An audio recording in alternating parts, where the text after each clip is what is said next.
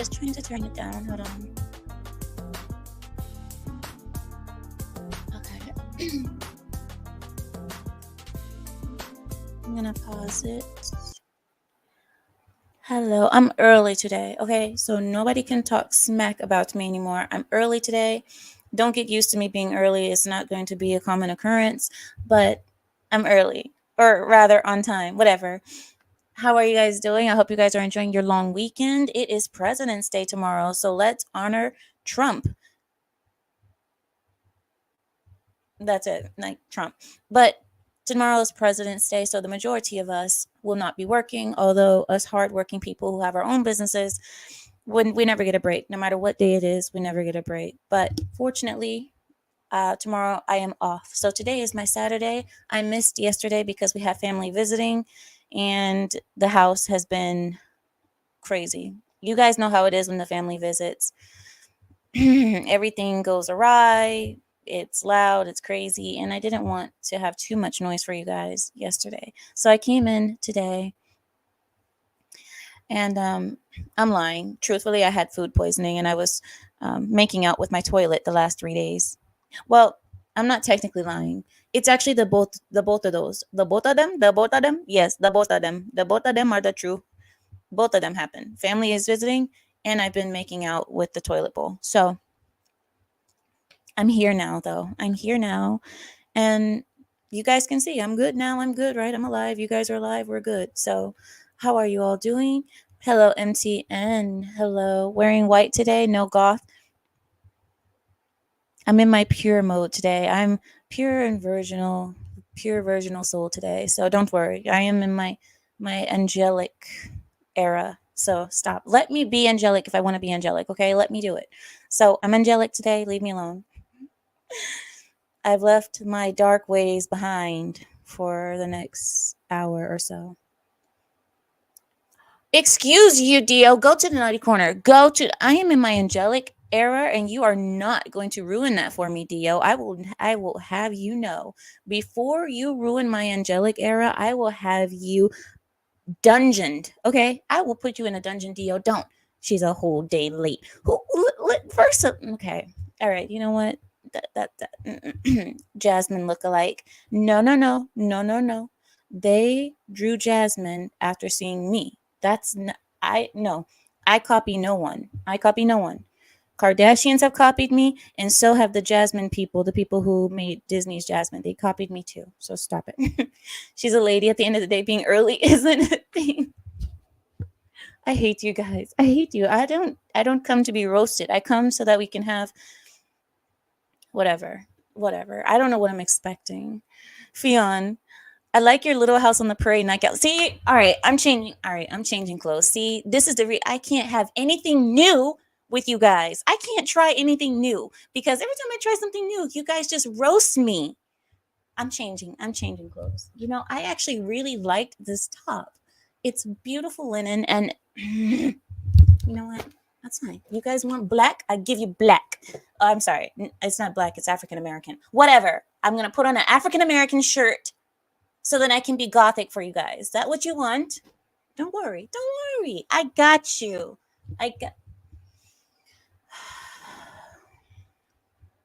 I'm angry. I'm not changing right now. I don't care what you guys say. I'm not changing right now. Fine. Just roast me. Roast me. I'm Little House on the Prairie.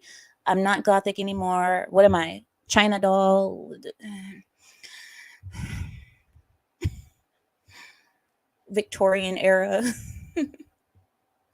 The milk. What is it called? The milkmaid. Am I the milkmaid? Victorian era milkmaid. Whatever you guys want to say, go ahead and get it out right now so we can move on to more important things, okay? Get it out of your chest, out of your system right now so we can move on to more important things, please. Please. For the record, President's Day is to recognize Washington and Lincoln's birthdays specifically. Okay, whatever. Okay, Samuel, thank you for that informational bit. Thank you. We all appreciate the enlightening. Samuel. Hello, Frost. Hi, Frost. Hello, GD. GD says, apparently being early on time means that you're a white supremacist now.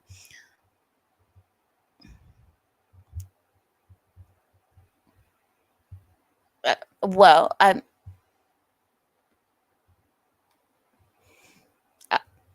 Samuel, I stopped myself. I stopped myself. You saw that, Samuel. Samuel, I think I deserve some freaking recognition here. I stopped myself. I didn't say anything. I let that comment come and go. It came and it went. I'm not gonna say. I want to say something. Anyway, no Wednesday Adams fashion. All right. Okay. Get it out your systems. Go ahead. Go ahead. Go ahead. Is that E Black? E How are you, E Black? What's up, homie? What's up? Oh my gosh, it's been such a long time I haven't seen you. How are you doing, E Black? It's so nice to see you again. You know what? I'll put the well, you don't have to, but I'll put the link in briefly just so you can come and say hi. If you want to come say hi, you can. If you don't want to, that's fine too, because I have a plan. But whatever, I'll put in the link, and it's only for E Black. Okay, guys. I just want to see if he wants to come and say hello. Oh, oops. I did the wrong thing. I got too excited. Let me do this. Okay, here we go. So I'll put it in there. If you want to come, E Black, you can. Why is it not doing it? Ugh. There it is. Okay. Sorry, guys. I posted VVV. Um. Thank you, Zelich. Thank you, Zelich. I appreciate it. Where's your twin? Where's your twin, Zelich? I haven't seen him. What else was I going to tell you guys? Oh, you guys know I got tricked into having ghetto girl nails again. Look, ghetto girl nails. Well, actually, these aren't ghetto girl nails. These are supposed to be Chinese Douyin nails. And the thing is, I got sent to the nail salon to get my nails taken off because I was wearing, extensions last week, and I got sent to the salon to take them off.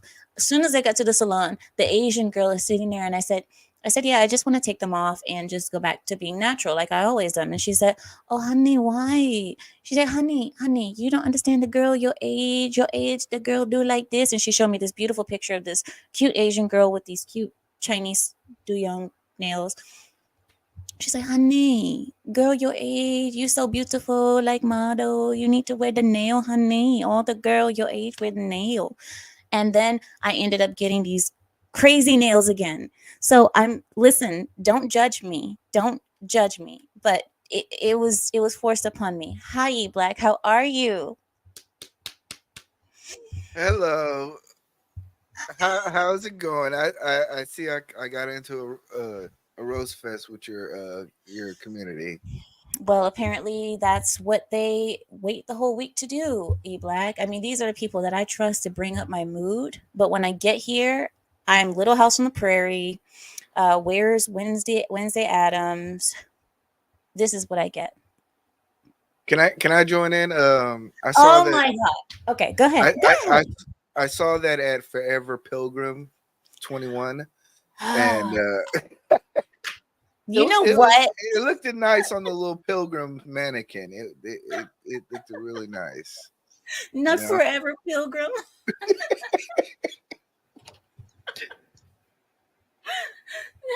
Wait.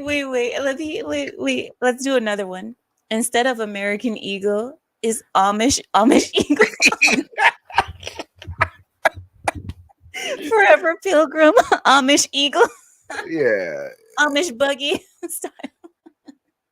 Anyway, but listen, I like this E Black. I really enjoy this material. It's like nice linen and it's expensive. This thing costs $60 just for this stupid shirt. And I don't like to spend money on clothings. Ugh. Well, I don't know. I don't know. I can't talk to that, but I think I always say women's fashion is always in a mind of their own. I remember when my wife went.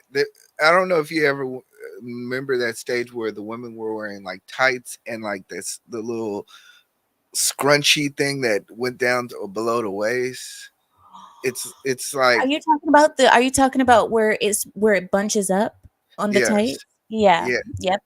Mhm. So yeah, so I never get y'all women, but y'all women, I always say, stay out of women's fashion. Just stay out of it. Just stay out because I have no place in it. I don't know.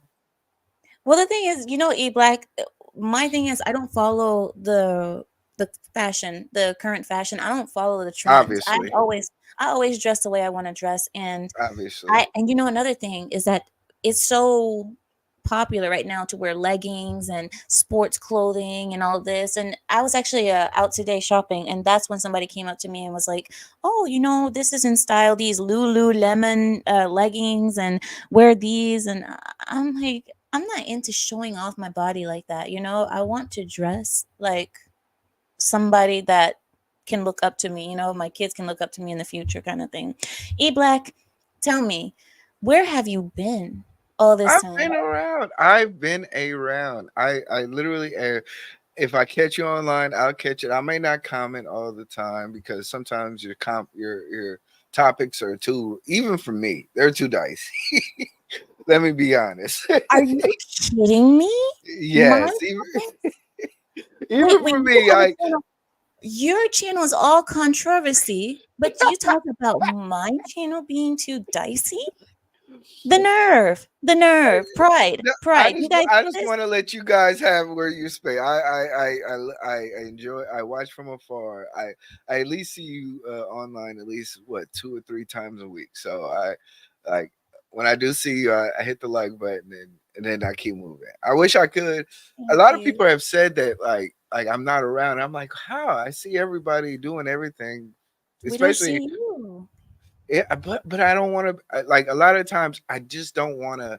I think I've gotten to the point to where I'm starting to like feel like everybody's watching me when I walk in the room, and it's like I just want to walk in the room, say hello, and then leave without it being a statement Yep, a of presentation. yeah, Yep, and an it's like appearance. yeah, and it's like then you got to reply to everybody, and then and then if you don't reply to everybody, they're saying, "Hey, like I replied to you on 4 different streams, and He's you haven't." stuck up. Yeah, Yeah, he's and it's so stuck like, up. oh, now you think you're a big YouTuber, and it's like, Hmm.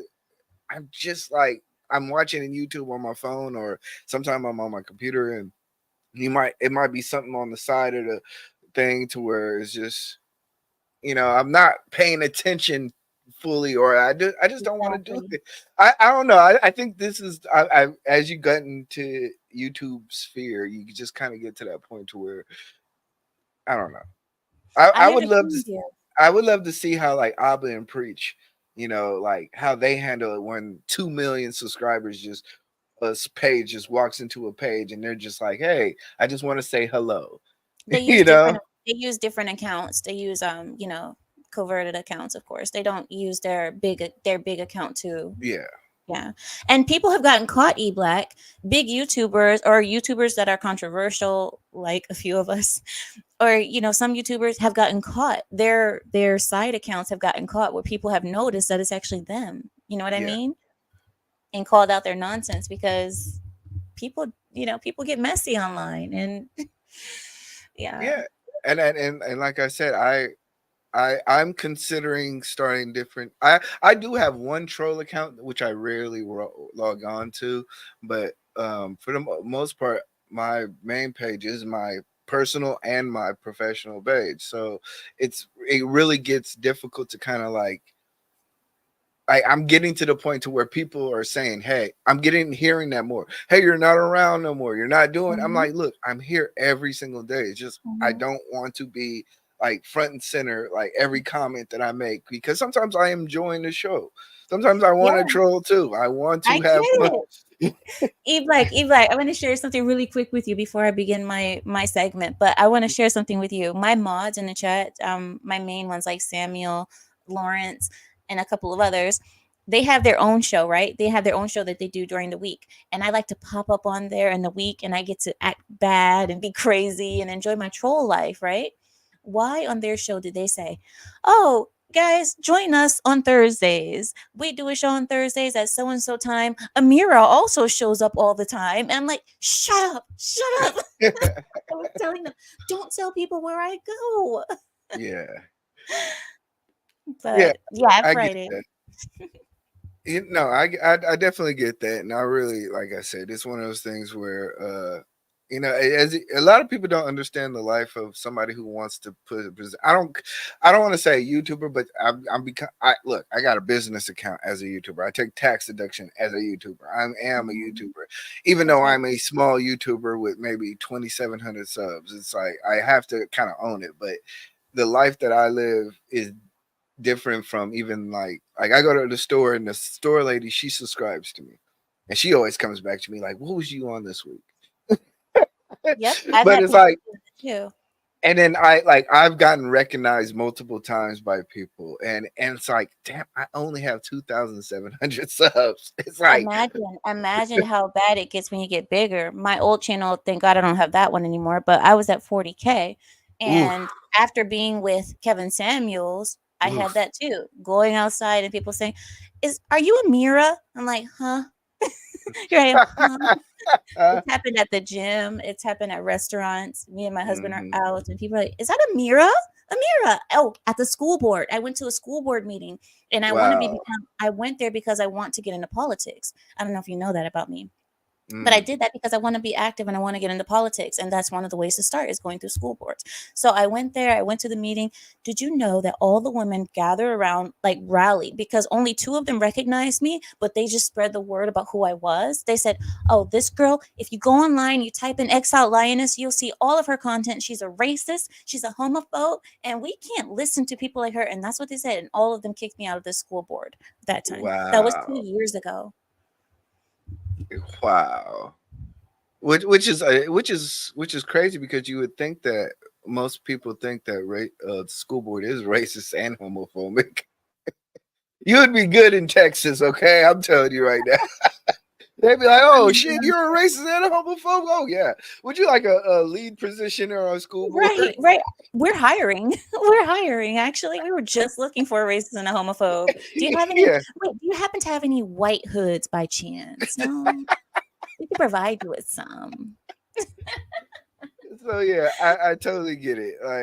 Yeah, it's a different way of like I do have to adjust myself in a lot of ways, and like I said, I've seen you do shows.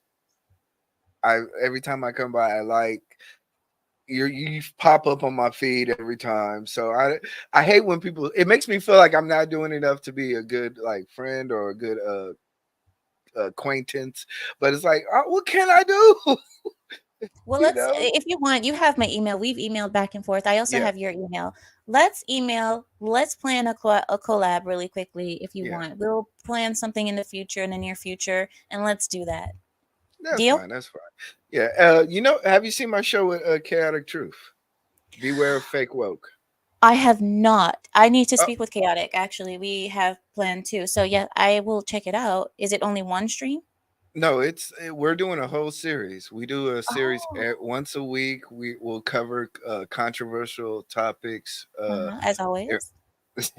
It is fun. It's fun because as me, like I'm the self-proclaimed black liberal, and he's Mm, of course the conservative yep, douche. he is who And he is. so we like the dynamics of us is just it's such a great show. So if you have a Well, chance, guys, let me shout you guys out. Pride, please check out E Black. E Black does a lot of great content. He speaks about relationships and culture in general. And Chaotic Truth, you guys have met Chaotic Truth a while back. He was the really controversial guy that I had on a while back who speaks about black culture, and he speaks about it in such a way that you would think that he hates black culture, but he actually doesn't. yeah, But these two together, check their channel or check out their content together because it's got to be amazing. I'm certain it has to be amazing. His channel is eBlack TV, correct? eBlack TV? yes, yes. Okay. I just Check out shortened it his to E Black because I couldn't take over the Black TV algorithm. channel.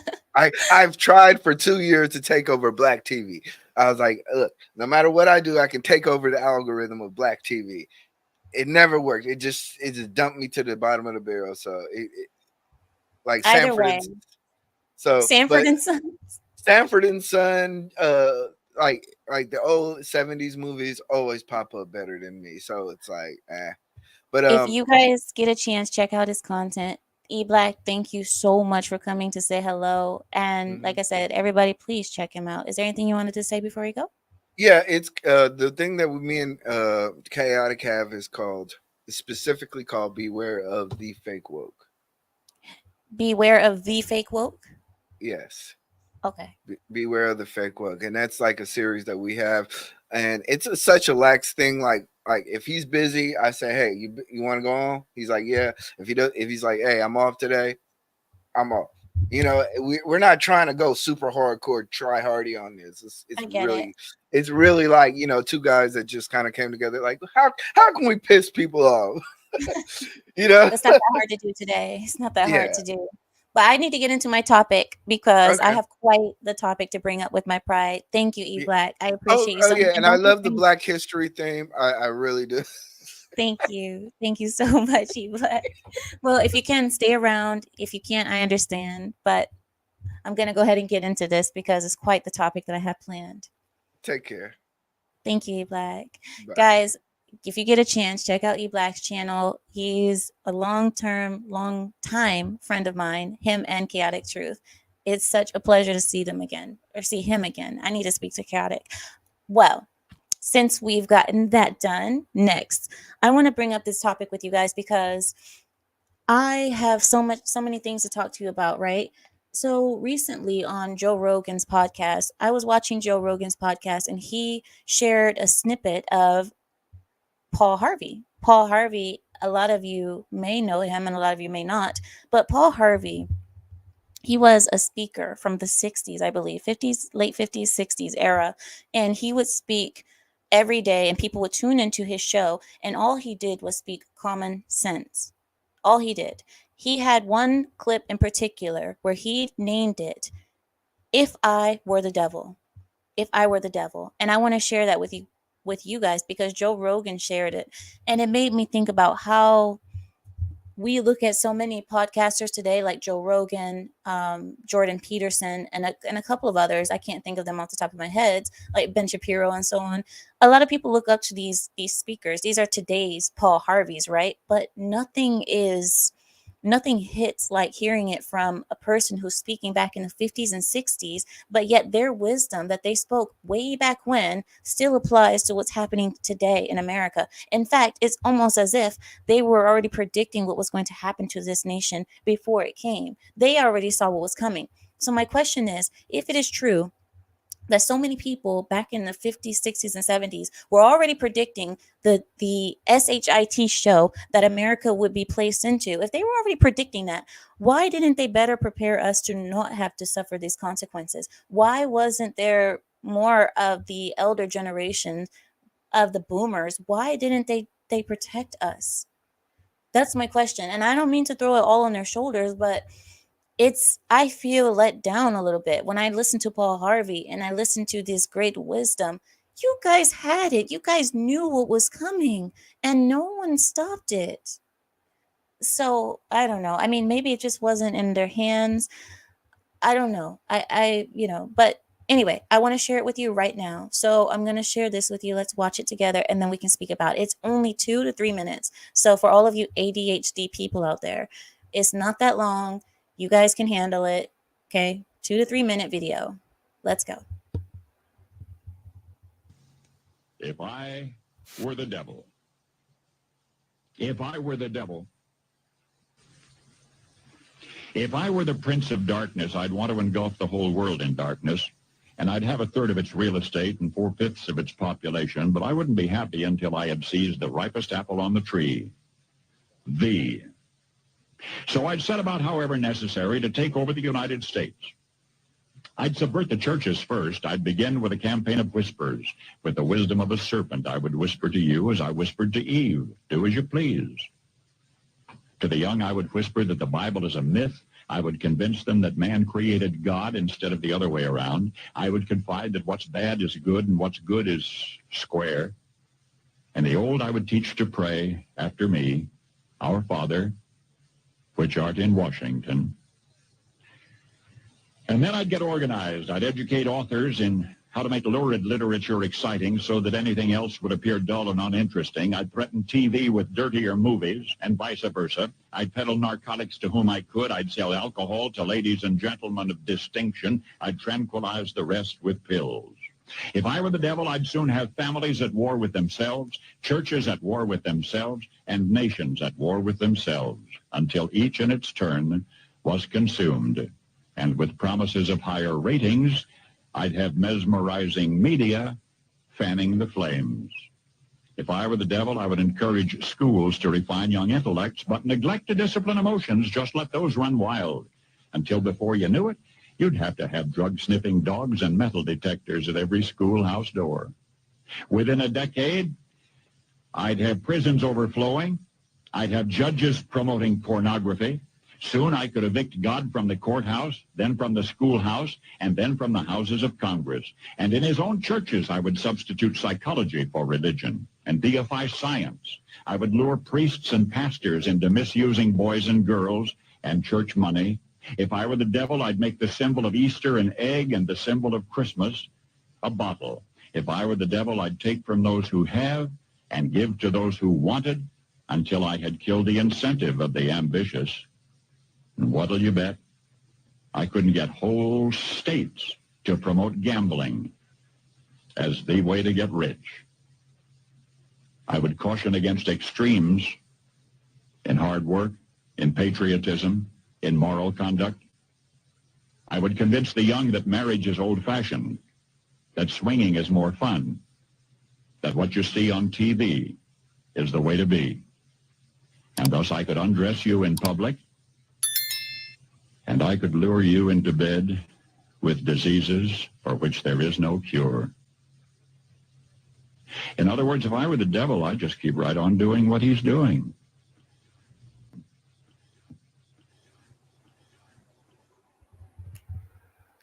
Okay. Did you guys hear? You guys heard what he said, right? Do you? So, I mean, there's really nothing left after what he said. I mean, he said it in such a way to make it seem like it's this not fantasy, but this thing that isn't here yet. He said it in such a way that it could make you think that the things that he's talking about are things that could happen in the future if he were the devil. But the truth is, when he reached the end of his speech, he was saying, I just do what is already happening, what he's already doing. That speech to me, when especially the part that hit me hard was when he said, if I were the devil, I would undress the people, the public, and have them lay in bed with people, have sex and get diseases that have no cure. That he would convince the people that bad is good and good is square.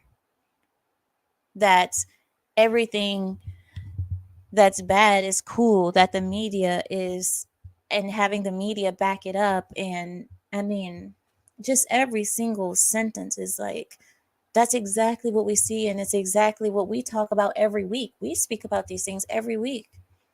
He summed up my whole channel essentially in just those bullet points, but he was missing a few things that I think he couldn't have predicted. He's missing the other factor, and this factor is the sexual. He kind of touched on it, but it's gone a lot deeper than I think anyone else would have thought it would have been. The sexual deviance that we see, where children being sexualized and being left unprotected.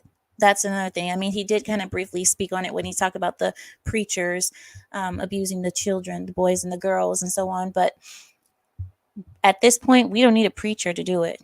Okay, you have it at the school. You can just send your kid to school and it's happening. Why? Because their teachers are drag queens. Their teachers are sexual deviants themselves.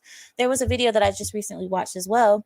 It was a clip on YouTube, and it was these two women, one black, one white, both of them overweight and unattractive.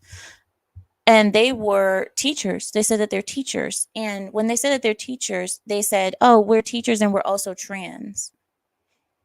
Some people from the audience said, so what is the common thing that you get as a trans teacher?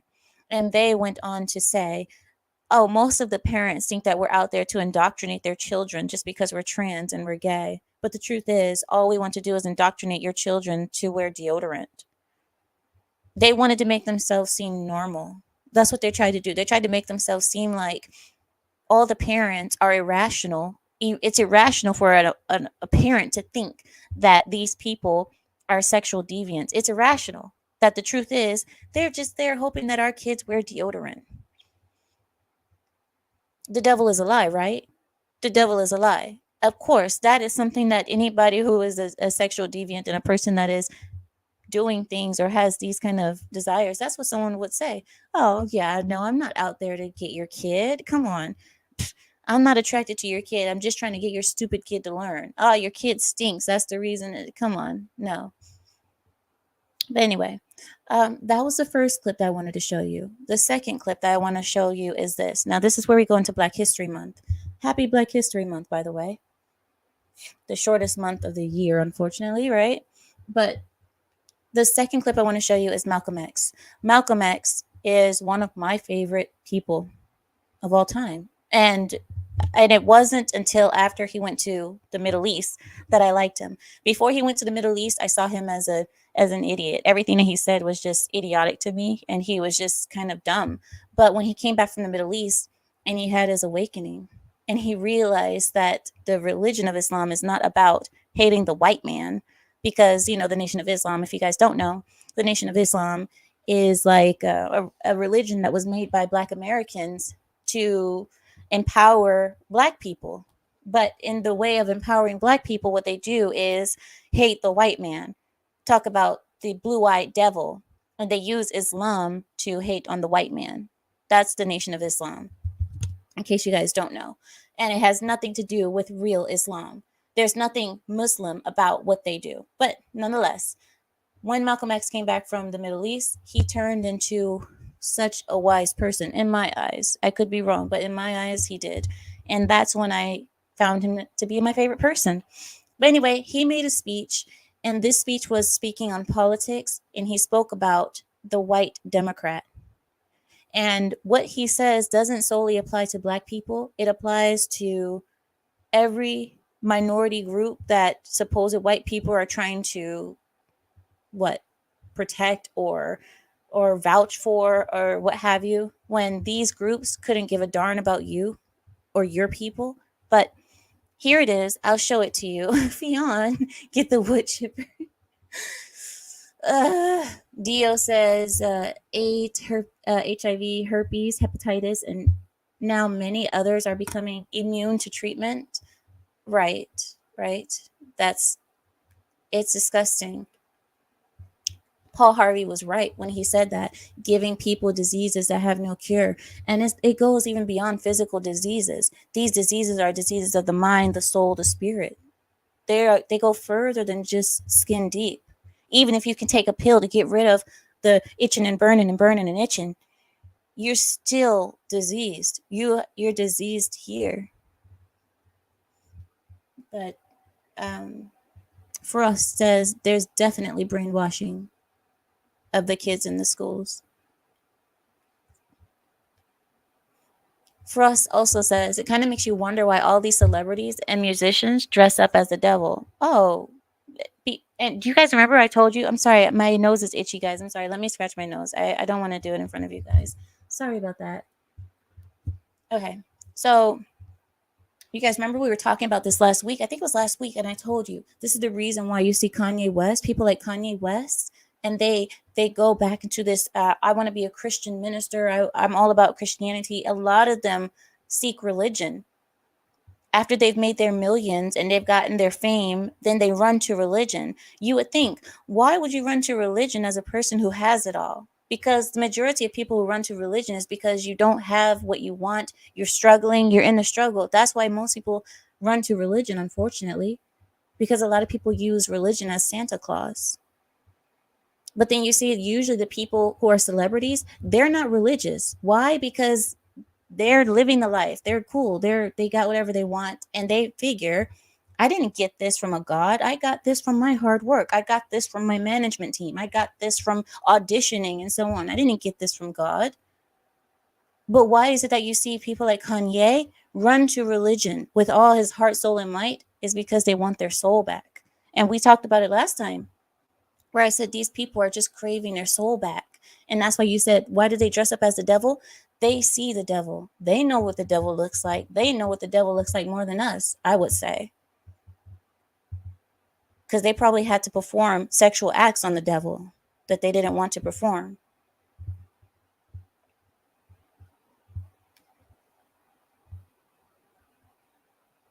Mm-mm.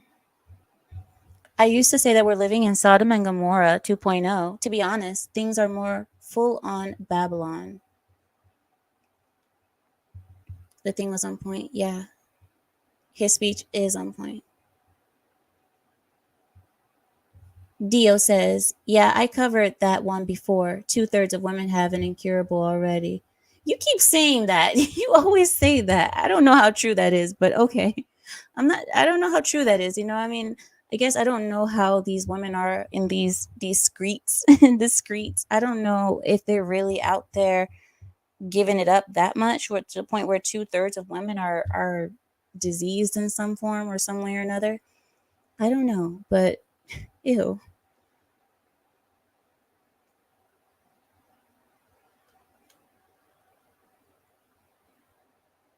Okay. All right. Are you guys ready? All right. So here we go. The next thing I want to show you is Malcolm X.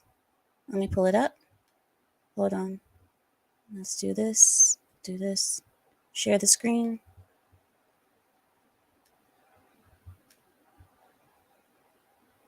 And here we go.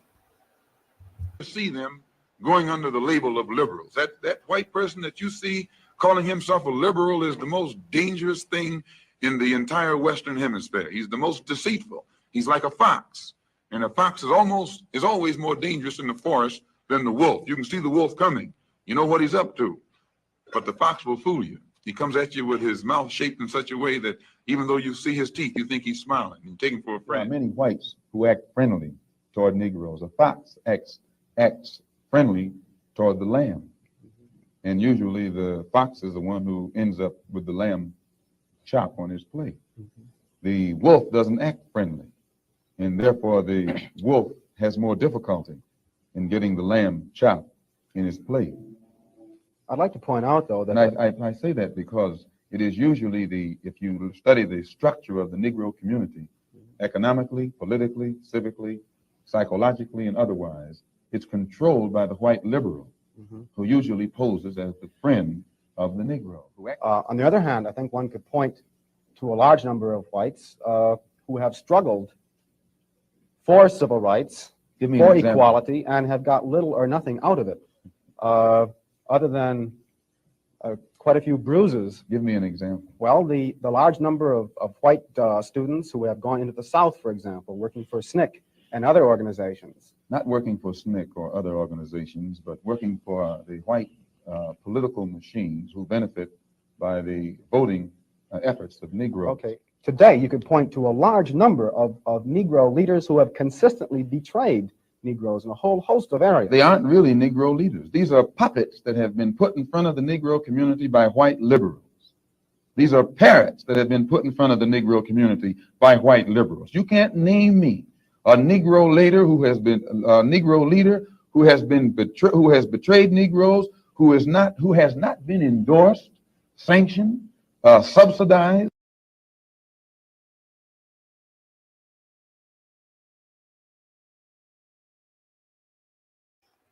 So that is Malcolm X on the white liberal.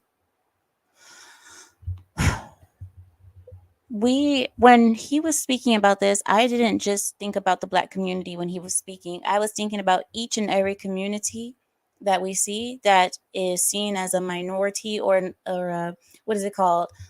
Not disenfranchised. Is that the word, guys? Give me the word. Where it's like, you guys are under here. You guys are always the victim. You guys are always, because what I've seen, and especially in the universities, they're always saying everybody who's non-white, non-male, non-this, non-that, you guys are all victims of the white man.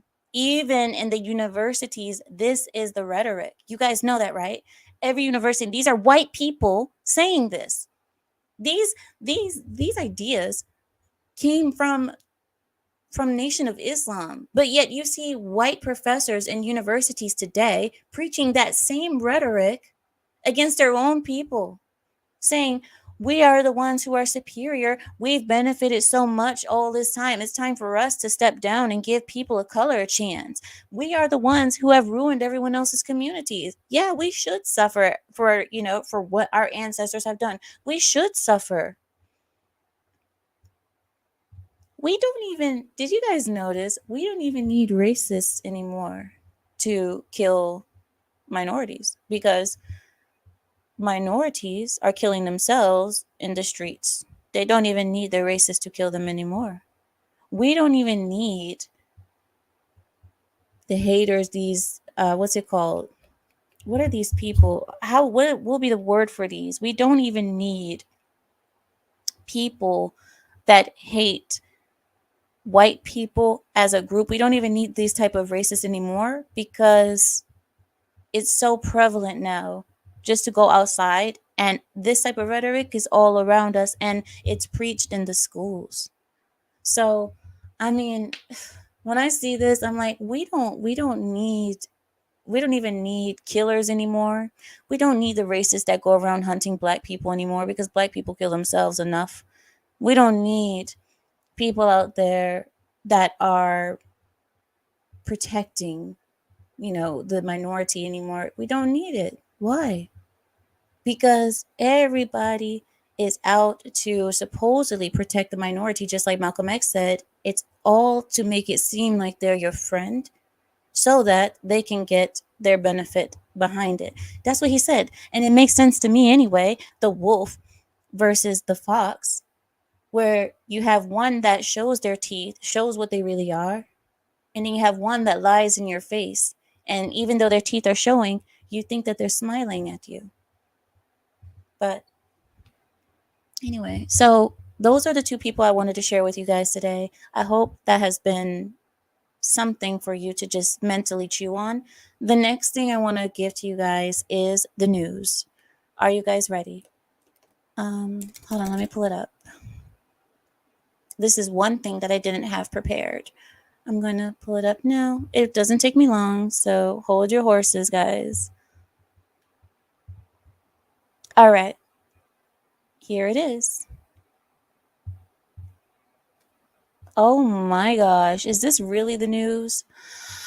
Oh goodness. Oh my. Larry, what were you thinking? Larry. He wrote a whole book for Larry. Okay, here we go. Let's just get to it. Oh my God. All right. Focus. Whew. Here we go.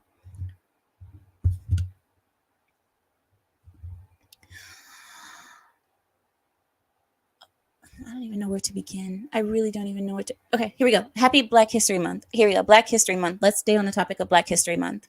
Thank you, Larry, for this edition, because I know now I understand why you edited it. Now I understand. Happy Black History Month, everyone. Or the term black is not proper anymore. We're supposed to say African American. So happy African American Month. African American History Month.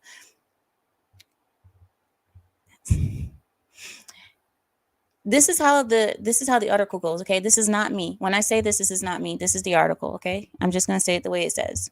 It says, Happy Black History Month, Black people. You are more likely to die from climate change than white people. That's not how I said it. I didn't say it that way. That was the article. But anyway, Black people are more likely to die from climate change than white people. Or a better way to say this, now this is just me talking, a better way to say that Black people are more likely to die from climate change than white people is to say the whole world is going to hell in a handbasket. Black people most affected.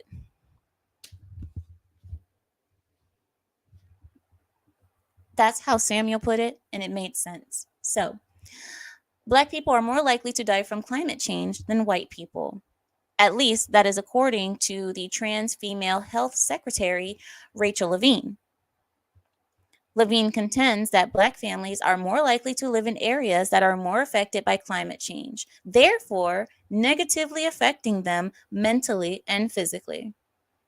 Meanwhile, members of the Black community laughed at Levine and refuted his, her, its crazy claim, which Levine made while wearing his, her, its old military admiral uniform. Oh my gosh, what a tongue twister having to say all that. But this person was wearing an old military admiral uniform. People took to social media asserting that no one in the Black community has accused climate change for mental or physical health problems. Others outright laughed at Levine while shaking their heads at the state America is in. This is the latest controversial move by Levine, who also advocates for gender affirming care for dun, dun, dun, dun, children. So this person, yeah. Yeah, Samuel, I agree with Larry in the text. I agree with Larry. Next. A woke company is hiring Republicans to sway them to the dark side. So people are now resorting to the wolf tactic that was spoken about by Malcolm X, using that wolf versus the fox tactic with Republicans. They're trying to sway Republicans into coming over to the dark side. How are they doing it? I'll tell you. Arnold Ventures LLC, or you could say Ventures. I don't know if it's Ventures or Ventures, but anyway, Arnold Ventures LLC is employing former senior Republican staff members in what looks like to be an effort to sway them over to the left. Owned by this billionaire named John Arnold, Arnold Ventures focuses on social justice issues like criminal justice reform, prescription drug prices, contraception, which we all know is just another way of saying kill the children, contraception, and tax policy, all in an effort to minimize injustice. Conservative watchdog group American Accountability Foundation is calling 3 of Arnold's new hires, George Callas, Kevin Ring, and Andrew Moylan, and I quote, they're calling them Rent-a-Repub. Rent-a-Repub. So these are all, I guess, former Republicans or Republicans that are turned left now because of this foundation. They act as shields for left-wing lobbyists who want to push their agenda. So basically from when I'm reading this article, what I see is that leftists are grabbing a couple of Republicans that fell for the trap and putting them as the people who are going to receive the first fires. You know, like when you're in a war, when you get the first fire shots, they're using Republicans as meat shields now. It's a tactic as old as time. Republicans, don't fall for this nonsense. If you're a Republican that votes for freaking people like Nikki Haley, if you're the type of Republican that is swayed by these Democrat ideas or these liberal ideas, then you're not a real Republican. Just give it up. Give it up. This is why I tell you guys, I am not a Republican. I am not a Republican, Rachel. Rachel, I am not a Republican. I am a conservative. Wherever those conservative values take me on the sliding scale, that's where I'll go. Because just because you have an R next to your name and that person has a D next to theirs, if the Republican is supporting abortion and the Democrat is not supporting abortion, I'm going with the Democrat. I'm not stuck to a title. I'm not stuck to the R next to your name. Just because you have an R next to your name does not mean I'll vote for you. And it doesn't mean that you're ever going to have my loyalty. My loyalty lies in my values and my morals. And my morals are conservative. I am a conservative and I'm going to stay so.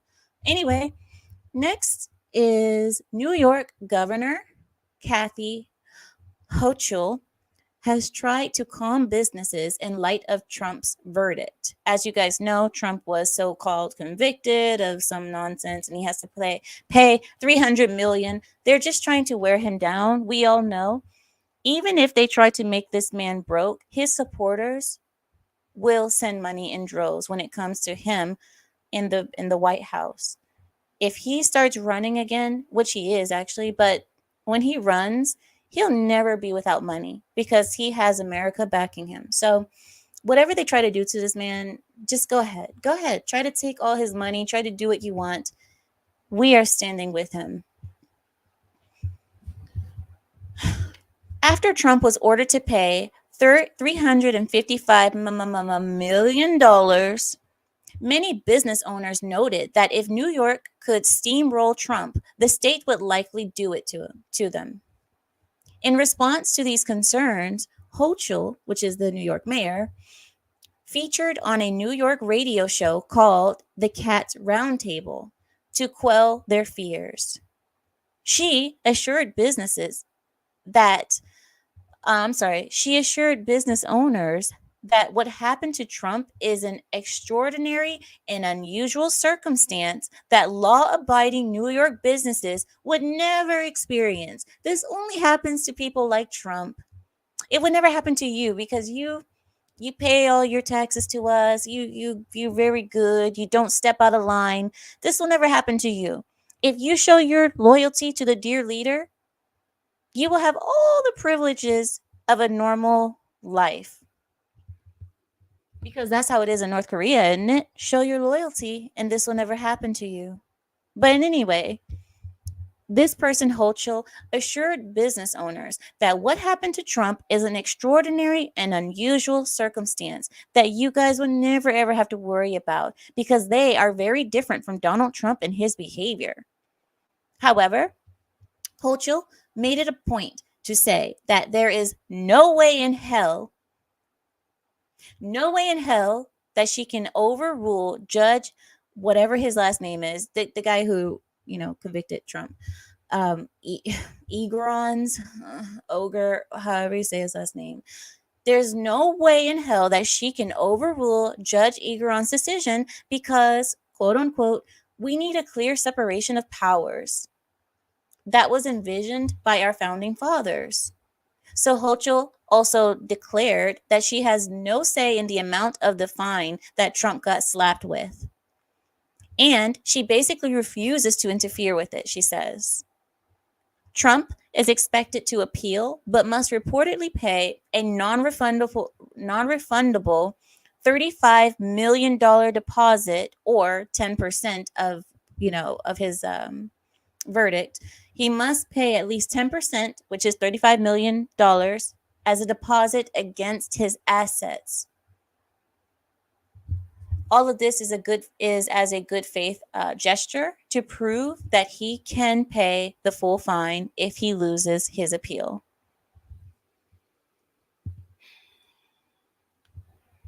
Based on the Trump verdict, truckers have organized a boycott. So America is responding to what happened to Trump. The $355 million verdict against Trump has spawned another ripple effect. Truckers around this nation have organized a boycott of shipments into New York City. All of this is in protest to the verdict. Starting on Monday, February the 18th, this boycott will hurt more than just the city itself. Everything from small to large businesses and citizens and the truck drivers themselves will be affected by this boycott, but they are willing to sacrifice themselves and many, many other circumstances because of what is happening to Trump. There's no word on exactly how many truck drivers will be participating in this at this moment, but it is estimated to be significant and still probably gaining as well. So this is today. It started today. Let's switch subjects a little bit. Let's talk about George Soros just for a second. I know when we start speaking about certain peoples, I get, the George Soros empire has just purchased 220 radio stations and $400 million worth of debt in a massive bailout of the radio network. Audacity. Audacity. That is the radio network. So George Soros has bailed out the Audacity radios and bought 220 radio stations and $400 million worth of debt to bail them out. Be warned, be warned. The Soros family is poised to spread their propaganda all over the airwaves in this nation to influence public opinion on a massive scale.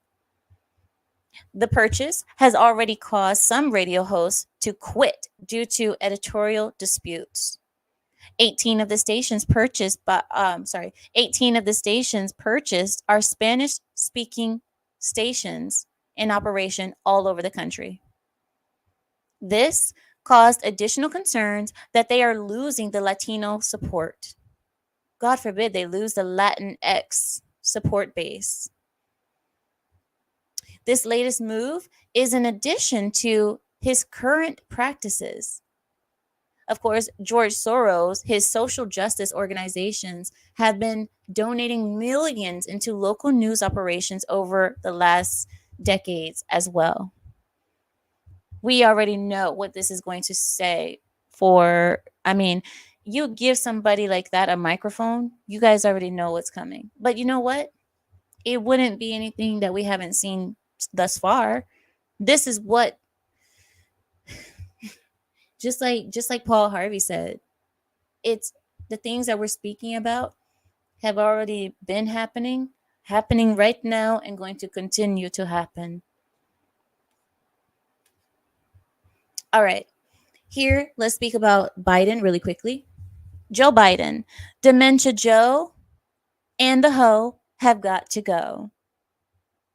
We don't need to see Kamala Harris using her heels as earrings anymore. We don't need to see that. America has had enough. America is fed up.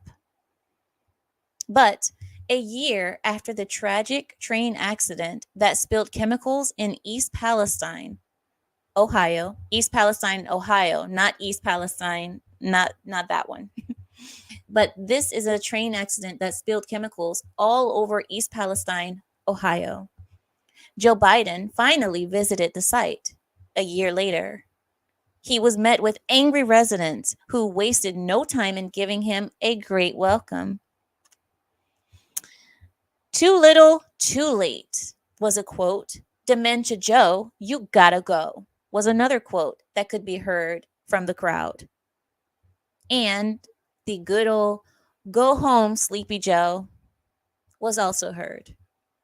These are just a few of the signs that were waiting for Biden and a few of the chants that you could hear from the crowd. He was also given the middle finger and several thumbs up, down gestures. Thumbs ups, upside down gestures.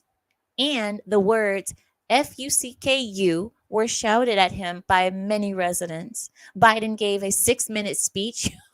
6 minutes. Oh boy, you know he was tired after that 6-minute speech. 6 minutes of having to read the teleprompter exactly as it's written. Make sure you don't step a word out of line. That could be taxing on a person. I'm sure Joe Biden had worked himself up for a nap after those 6 minutes of screen time, of having to speak to a crowd for 6 minutes as the president of the world. Because when you're president of the United States, you are the president of the world. All of the free world is looking to you. As the president of the world, 6 minutes of speaking from the teleprompter, that's a lot of work. It's a lot of work. Not many people can really do that. Okay. So Biden gave a 6-minute speech before meeting with almost a dozen select group of residents, including the mayor, to hand out what were likely false promises before heading out to his Delaware vacation home for the weekend. He showed up a year late after a disaster in his country. That is a big disaster. That's not like, a kitten was in the road and almost got ran over. There was an oil spill in Ohio, in the heart of this country. Ohio is what, like the middle of this nation. It's and you just let that go for a year. But if it happened to Ukraine, if Ukraine has, oh, I don't know, a dog gets ran over by the Russian army, oh, we got to speak on that. This is a sorrow moment for the nation of Ukraine. But when it comes to America, you show up a year late and you give 6 minutes of BS and then you leave. Awesome. Great work. Great work. You're doing great, Joe. You're doing great. Very good. Next, let's move on because Joe and the hoe have got to go, as we say. Let's move on. Back to New York City because New York City has been in the news way too much, but New York City is going through it right now. You know, New York City is really having trouble right now. New York City Mayor Eric Adams has now attracted the ire of angry Harlem residents. How? How so? By quietly setting up bunk beds in an empty luxury apartment building for illegal aliens, of course. Who else? I mean, who else would you think he would set that up for veterans that are homeless? Of course not. You think he's setting it up for people who need it? Oh, I don't know. The people who can't afford their $3,000 a month rent for 10 feet of space. You think that's what he's setting it up for? No, no, no, no, no, no. You think he's out there helping single moms who are out there on the street who got no. Maybe the kids, the teenagers that are on the road, out on the streets, homeless. No. This is for the illegal aliens because remember, they're more important than you, America. So don't get too cozy and don't get too cocky. You're not as important as you think you are, Americans. You're really not. You're really not. And more so, you're less important to people in power in Washington. So all of these things that they're setting up, all this food that just comes out of nowhere for these people, this stuff could have been done for you, for the veterans, for everyone else, but it wasn't. It was only done when these people came. That's when all of a sudden we have the resources. When it was for the veterans, oh, we don't have it. You have to come back another time. We wish you well. We wish you well. Oh, well, maybe if you come back next month. The person is dead next month. That veteran that you spoke to last month is dead next month because you guys didn't have the resources. You don't have the space. Oh, we don't have the funding. But when it comes to the illegals, all of a sudden you got everything. Oh, we have everything in abundance. Come, illegals, come. That wasn't the article. I'm sorry, guys. I'll get back to the article. That wasn't the article. So New York City Mayor Eric Adams is under fire, and he has upset many angry Harlem residents by quietly setting up bunk beds in an empty luxury apartment building for illegal aliens. The building is part of a condo project that was halted in a neighborhood that is currently suffering a housing shortage. When they noticed the beds being moved into the building, the residents asked questions, but were ignored. Adams had previously promised residents in the area that the building would not be used to house illegal aliens and was angrily confirmed when he agreed to meet with residents during an emergency meeting. The meeting resulted in a win for the residents.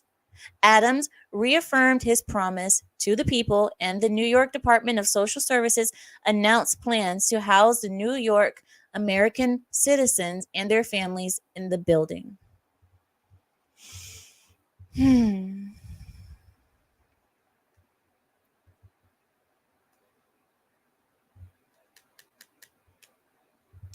Everything is so flip-floppy. Everything is just so flip-floppy. It's just... You guys remember we were talking about accountability and that we were saying that there's no accountability for the women anymore? That doesn't solely apply to women. This accountability issue consequences. Remember, I was telling you guys about consequences, and you guys, many of you think I'm too extreme because I said there needs to be freaking consequences. The reason why people are able to be unaccountable or not held accountable is because there's no consequences. There's nothing that happens. There's nothing to fear. I mean, what is there to fear? Huh? You're gonna get canceled? I mean, to a majority of people, canceling, I mean, especially people like myself, it means nothing because you can't cancel things that are true, you know? So what else is there to fear? Being arrested, locked up, put in the prison. What is it? 3 hots in a cot, right? I mean, there has to be harsher consequences. And I'm saying what I'm saying when I say harsher consequences.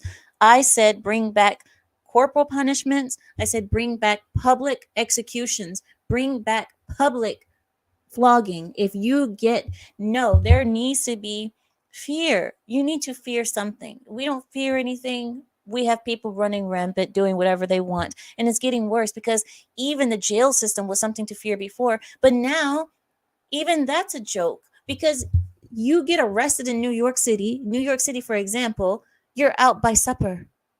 You're out by supper. The police are unmotivated anymore because they're like, I'm out here busting my arse to get these criminals put into the jail cell.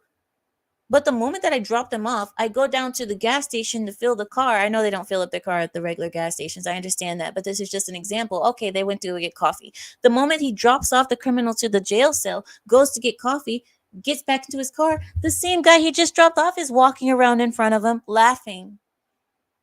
This is a joke. Everything is a joke. All right, I'm ranting again. I'm sorry. This isn't supposed to be a ranting stream. This is the last article I'm going to give to you guys, and then I'm going to open the thing, phone line, whatever. You guys understand what it is. I sound so old. And now we're going to open phone lines. Everybody call that number 1-800-MY-BAD. 1-800-MY-BAD. If you don't know how to use that, that's the way you use text on your keypad on your phone. You see those little letters on your phone? That's where you type in there. Call in 1-800-MY-BAD. Our last article is this. Fort Hays State University of Kansas endorsed a controversial act on this past Ash Wednesday. I don't know why that's hard for me as a not native English speaking person to say that together, but it is. Sometimes I have to really control the tongue movements and the lips. I have to anyway. The university declared that Ash Wednesday is compatible with LGBTQIA pride.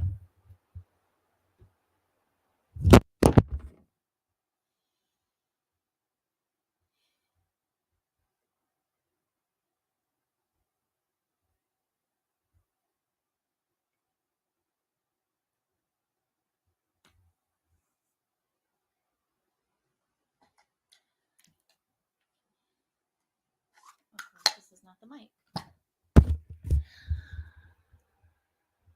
Ash Wednesday is compatible with LGBTQIA plus pedos plus everything sick. And mixed ash with glitter for students to put on their foreheads in the shape of a cross.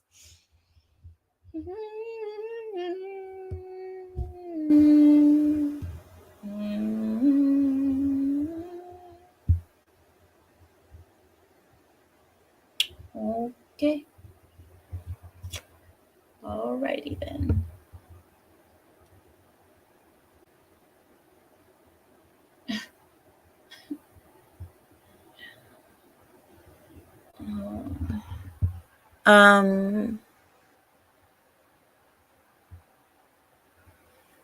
So the university declared that Ash Wednesday is compatible with LGBTQIA plus everything sick and pedos, pride, and mixed ash with glitter for students to to put on their foreheads in the shape of a cross. When confronted, the university accused an unnamed student organization of creating the glittered ash and set it out for distribution, and that the university itself was not involved, so they said. However, it was revealed that the university sent not a mass. Sorry, I can't read right now because my eyes are getting very blurry.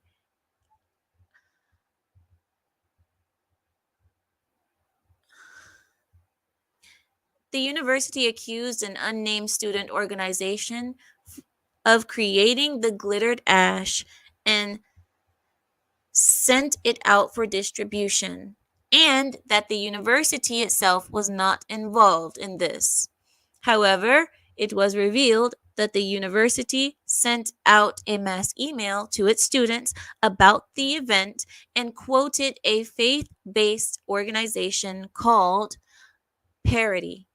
Parity, not parody, Parity, which sells glitter mixed ash with this rationale that glitter is an inextricable element of queer history. Glitter and ash is an inherently queer sign of Christian belief.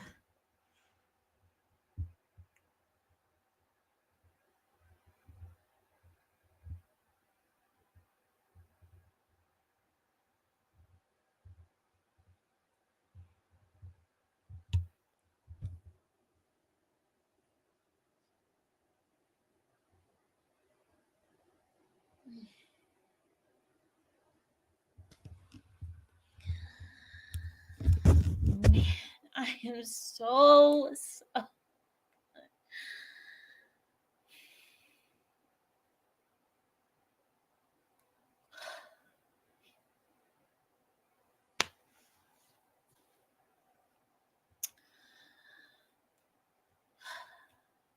gonna get water.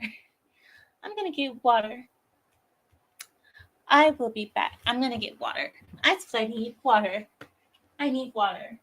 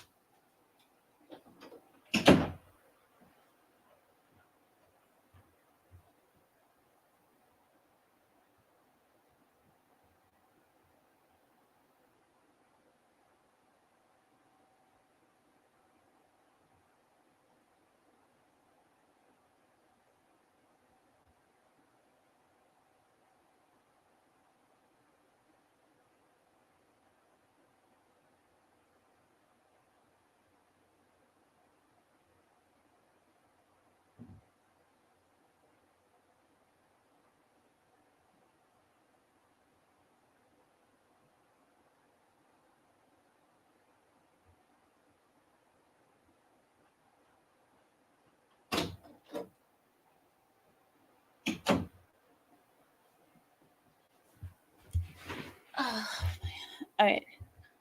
I am back. Water. That's what the world needs. We all need water. Okay, so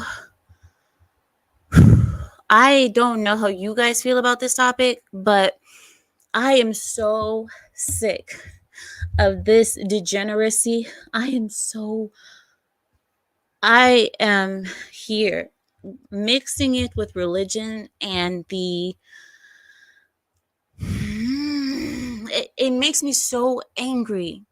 I don't weep for sadness. I weep for anger because I have no body that I can wrap my hands around. You know what I'm talking about? That's the reason why I weep. I weep from anger. Have you ever been so angry that tears come out? That's my anger right now. I am angry. And oh my gosh. And I'm so sick of seeing these Christian organizations let this why do you let it happen? This would never happen to Muslims. Never happen. You want to know why?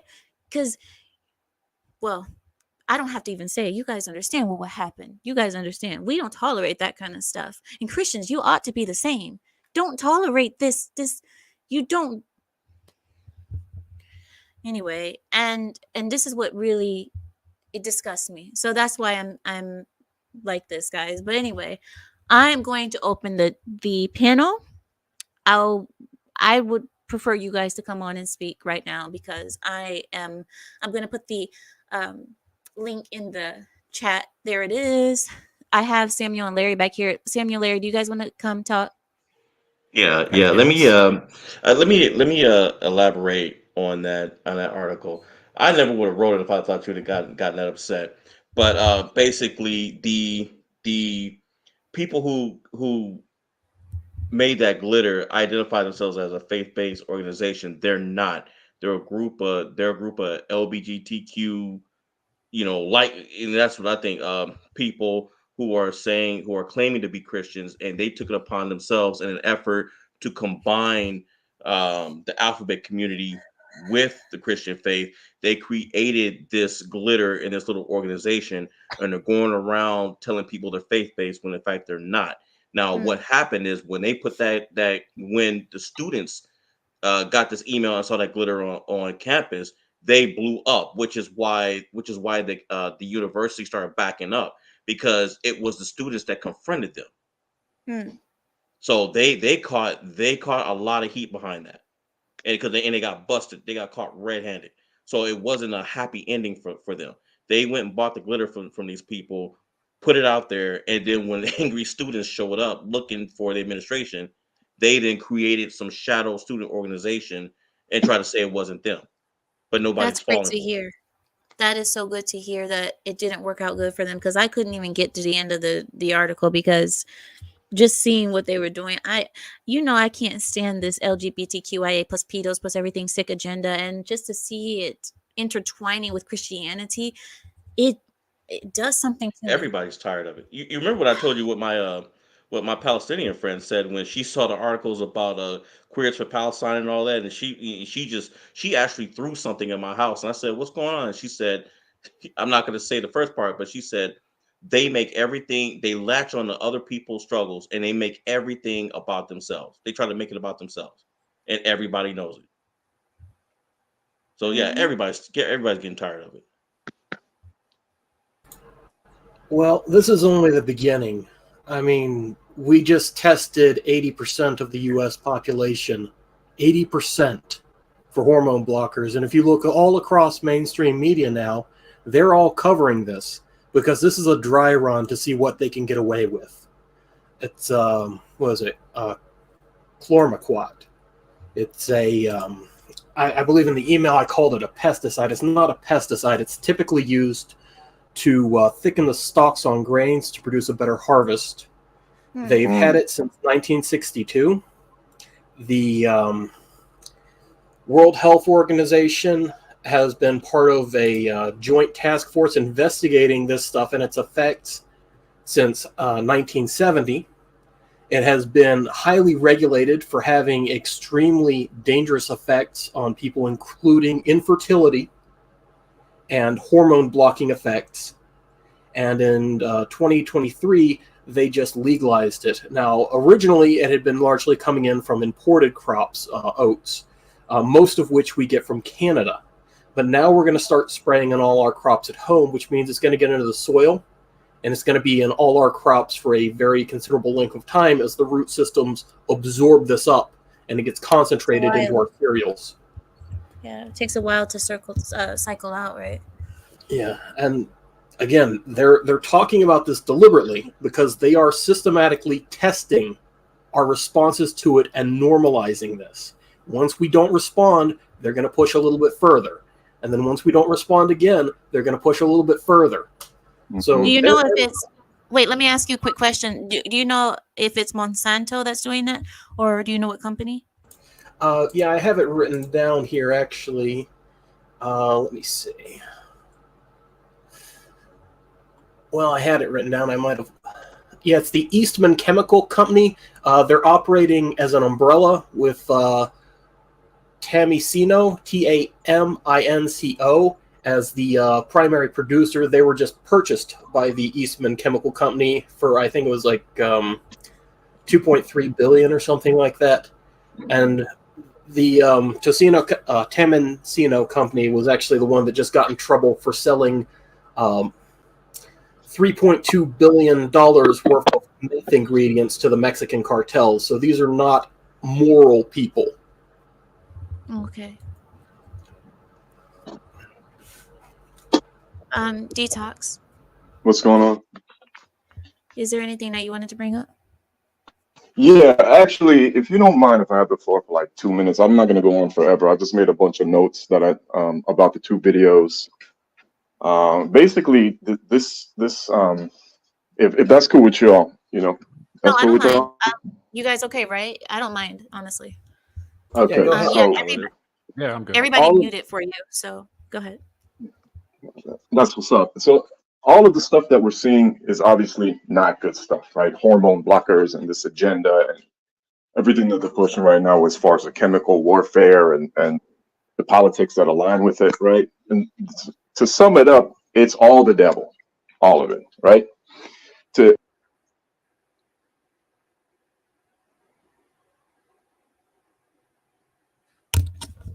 Detox, your mic is cutting out. You went. See, this always happens when he wants to speak. It's either his internet that gives out on him or it's his microphone. Every time this happens. Whatever he wanted to say, clearly the feds didn't like it. Or that. Did you guys also hear really quickly before Detox comes back? Did you guys hear that the former CEO of YouTube's son just passed away yesterday from an overdose? Yeah, I saw I that. did. In They fact, I were, was going to put that on the list, but I caught it too late. I caught it about 10 minutes before you came on. Somebody that high profile, I wonder if it was an overdose or if it was an assassination. Because well, normally that's what they do. Well, people are saying it's an circumstances were- overdose, but it was also pointed out that she, just before she stepped down, she was actually censoring anybody on YouTube that was talking about fentanyl overdoses. What were you going to say, Samuel? I was just going to say that the circumstances were that the family was talking about is that he was found OD'd on something in his apartment or in his dormitory at Berkeley. They don't know what the drug was, but he took some drug. And if I had to guess, yeah, I'd say it was probably fentanyl. Yeah. Whether he knew it was or not.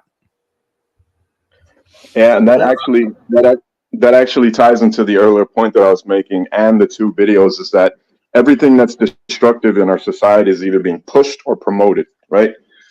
Everything that is destructive. See, every single time. What is up with it, Detox? Is that your internet or is that your microphone? It's Will. Detox, can you change the way you're communicating with us? Use your phone or something. One thing I will say about fentanyl is a lot of this stuff is coming in from China. This is a coordinated international effort to take down the West. Some people may blame the devil, but they have some very mortal agents that we can see in effect making these decisions. I don't know how much people have been following our war over in Eastern Europe, but all these weapons... It's not our war. That is not our war, first of all. The left's war. Because what we've been doing, we've been taking all our weapon stockpiles that we need to defend ourselves. We've been giving them to this foreign country. And then they've been somehow managing to find their way back into the hands of these migrants and cartels in South America that are coming across the border, and they're now setting up no-go zones in American towns. Samuel. No-go zones in American towns, and that is because of drugs, you're saying? Well, I don't think this is an issue of drugs so much as drugs are just a means to fund this while being a weapon to use during this. I mean, the British did the same thing with opium to the Chinese. And if you look at how the Brits invaded Australia when we colonized, we created penal colonies. You look at who they're sending over here.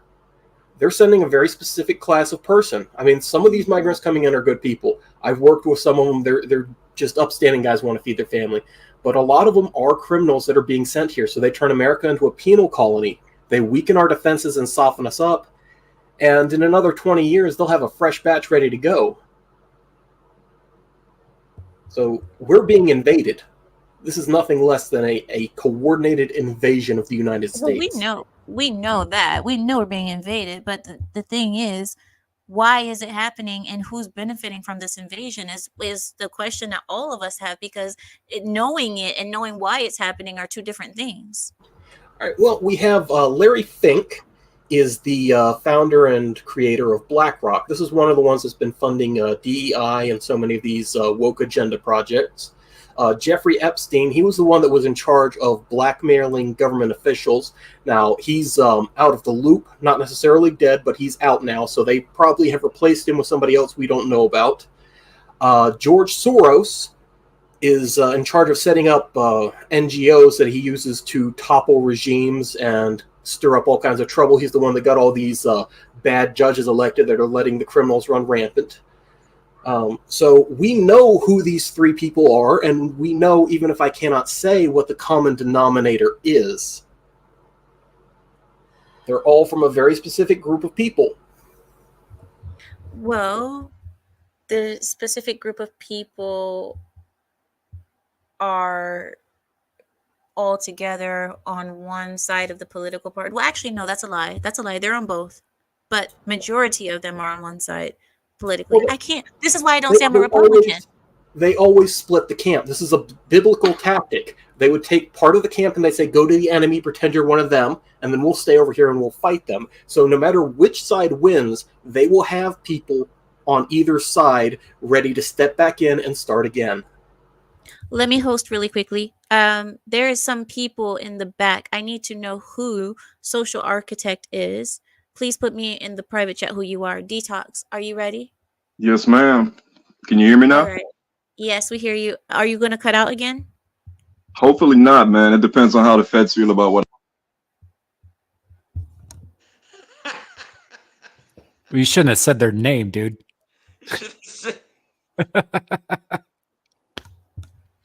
That is hilarious. Social Architect, who are you?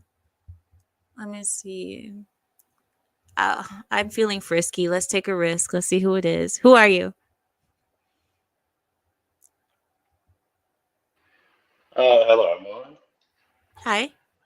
Hi, I was just saying I'm just a subscriber, just watching. Nothing particular.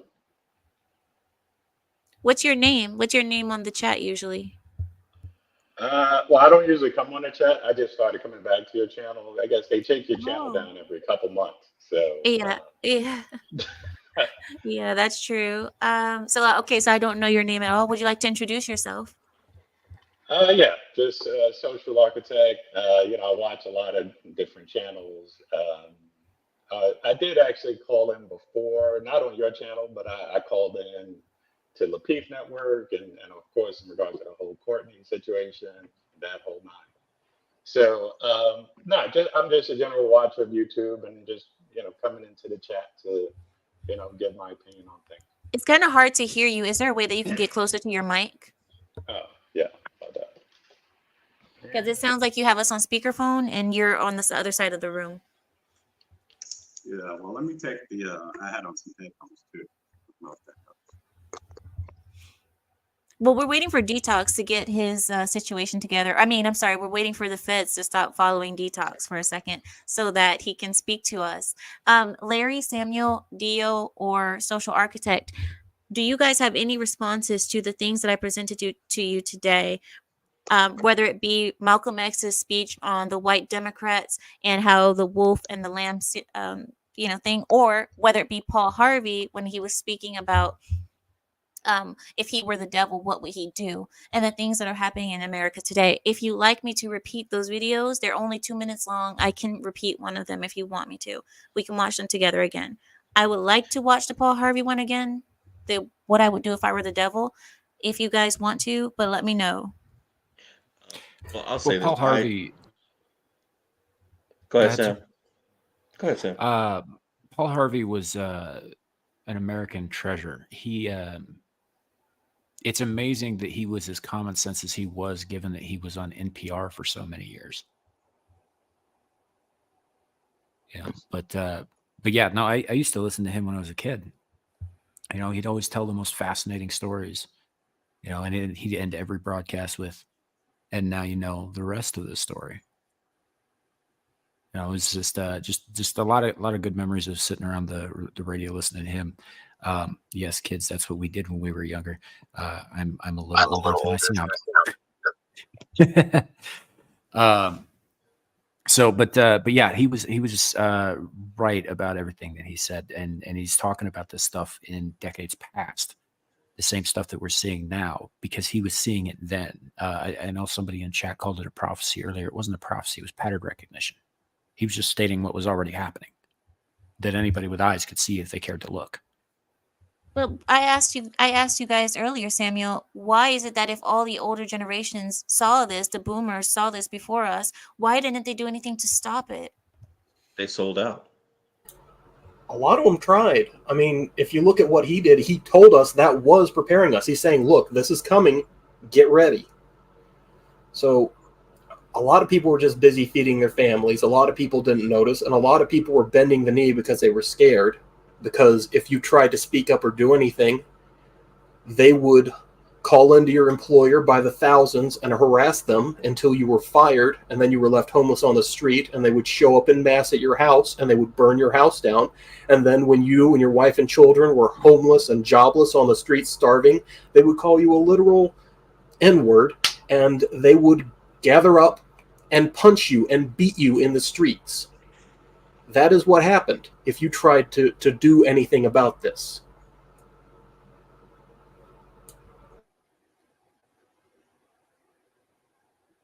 Well, that's not going to scare any black people. Well, you know, it's not that N-word, but I mean, they're saying that about black people too. They beat black people for the same thing. So a lot of them were scared and had every reason and right to be, because people were dying over this. There was a young woman who didn't say Black Lives Matter. They shot her in the head right on the spot. Yep, I remember When was that. this? This was during the riots, during the Summer of Love. Oh. That's wild. Yeah, she said all It was lives on a matter. bridge in Ohio, wasn't it? Yeah, I believe so. Oh, detox. The feds are letting up. Did the feds let up a little bit? Can y'all hear me? Yeah, we can. For Yeah. now. Oh, you know what? Let me see if it's something, because I got all of this written down on my notes. I wonder if it's when I leave the app that it switches off the mic. So tell me if y'all can hear me. Can y'all hear me now? You Yeah, got to we keep can hear you. talking, but yeah, we hear you Yeah. for All now. right, cool. So Nope. It's gone. And there it goes. So yeah, you're switching out in the app, I guess. That's probably what's happening. oh my gosh. Well, Yeah. let me just go off the top of the dome. And what I was saying is that the most important thing we have in this life is our health, right? That means healthy relationships, healthy habits, healthy food, healthy partners, healthy job, right? All of the things that are self-destructive is being promoted right now, as far as like what we see with all of this, with a lot of the politics and a lot of the chemicals. It's literally the devil is everywhere, right? And the thing is, let's say you have a family member or somebody that you care about, right? And they might be a little bit overweight or struggling with chemical dependence, or just being overweight, or some other whatever bad habit or vice they have, right? How do you approach that situation without offending that person or being called a fat phobe, or you hate gay people or you hate black people? There's no way for us to critique ourselves without there being the shaming tactic involved, right? What that guy really said was it, and I partly agree with it, and partly disagree with it. The thing with liberalism, right, is there's a lot of noble intentions in classical liberalism, right? The problem with the liberalism jar is that the lid won't close. They'll shove a lot of other bad stuff in there, and then if you say anything about it, they've got a solution to that: is just shame everybody who disagrees with your politics. It's kind of insane. It's not really insane. It's a tactic. It's almost like a war tactic. Go Yeah. ahead, Dio. Yeah, well, if you read Rules for Radicals, they actually talk about using this intersectionality with criminality as exactly what you said. It's a tactic. They got in bed with the mafia and they said, these are the tactics that the mafia uses. That's how the guy wrote the book. He shadowed a member of the mafia and said, all right, this is what we use to rebuild our political party. And now we have the left-wing mafia. Yeah. We The spoke thing about about that often in their language. Detox, one sec. We were spoken about it in their language. You guys know how they call each other allies. They'll say, "Oh, they're an ally. This person's an ally." Ally is a war term. That's a war uh phrase. You know, nobody talks like that in normal life. You're my ally. It's either you're my friend or you're I've not been my rubbing friend. off on her. yeah. Well, So I mean, that's another one of their tactics, right? Is to create this frame of mind where you're uncomfortable all the time. Why? Because there's some group is having some type of problem, so you have to act now. They give you the problem and the solution, and you think that you're doing the right thing. I mean, don't get me wrong, activism is important, right? But when they're controlling your cause, the emotional drive that's driving you to take action in whatever political group you're in, and it's based off an emotional thing, it's part of their brainwashing is to get you to feel uncomfortable with everything. That's why we see so many of these kids on antidepressants and depression, and the suicide rate is all because everybody's scared of everything all the time, and we're scared of each other. It's conquer and divide Well, and they try to make it seem like we're at war all the time. when we're not. It's Well, we crazy. kind of are. We kind of are, but they're the ones who started this. We weren't at war. Nobody felt like they were at war until now. Yeah. And there's so much of it out there. It's like pick a struggle. We have every flavor of struggle imaginable. For if it's not sexuality, it's man versus woman. If it's not man versus woman, it's man versus society. Down with the patriarchy, down with capitalism, down with this, down with that. It's like, and the thing is that I don't think a lot of people on the right realizes that we're in the same boat, right?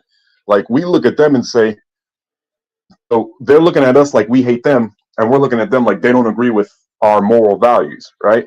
So even though we might say, I was going to say, even if we might look at that group and say, like we don't agree with race politics, right? We're still in a battle with them over race politics, even though we don't agree to that frame of mind. So whether you want to be in the fight or not, you're still in it regardless. Well, that's why we said that conservatives need to start. I'm going to mute you, Detox, because when I speak, you have a lot of echo.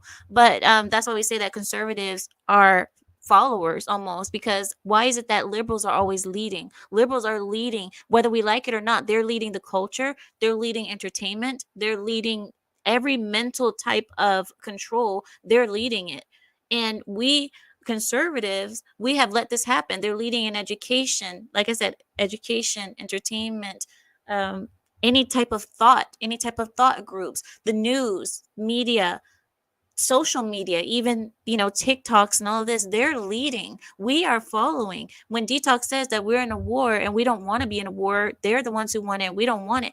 That's because we're just being dragged into whatever they want us to do. And that's why I said we are losing this battle, because we are nowhere in a position to even lead. We can't even lead education. We can't lead music. We can't lead anything because we let them take over every sector of human life and interactions and culture in America. They lead marriages, they lead the court system. Name one system where conservatives dominate. We don't even dominate religion anymore. That used to be ours. Religion is not even dominated by us anymore. Yeah, and the thing about it is it's all the structures of influence and control that they target. And that's actually a tactic straight out of the Communist Handbook. There was this guy who wrote a book way back when that he was a black dude. I think he was a from the inner city New York, or one of these like really like rundown, really like not the best towns to live in. And he went overseas, and the Russian the communists from the Russian bleh, the Russian communists gave him the blueprint. Okay, when you go back to the States, you need to tell people that you're fighting for your race and your culture, because the oppressive people are going to be the white people or the anti-liberals or people that disagree with you. And what they were really trying to get this guy to do is to attach an emotional drive to a political movement, which was the communists. So they hook you in by making you think you're doing the right thing for your people at the expense of your own country. It brings chaos, division, anger.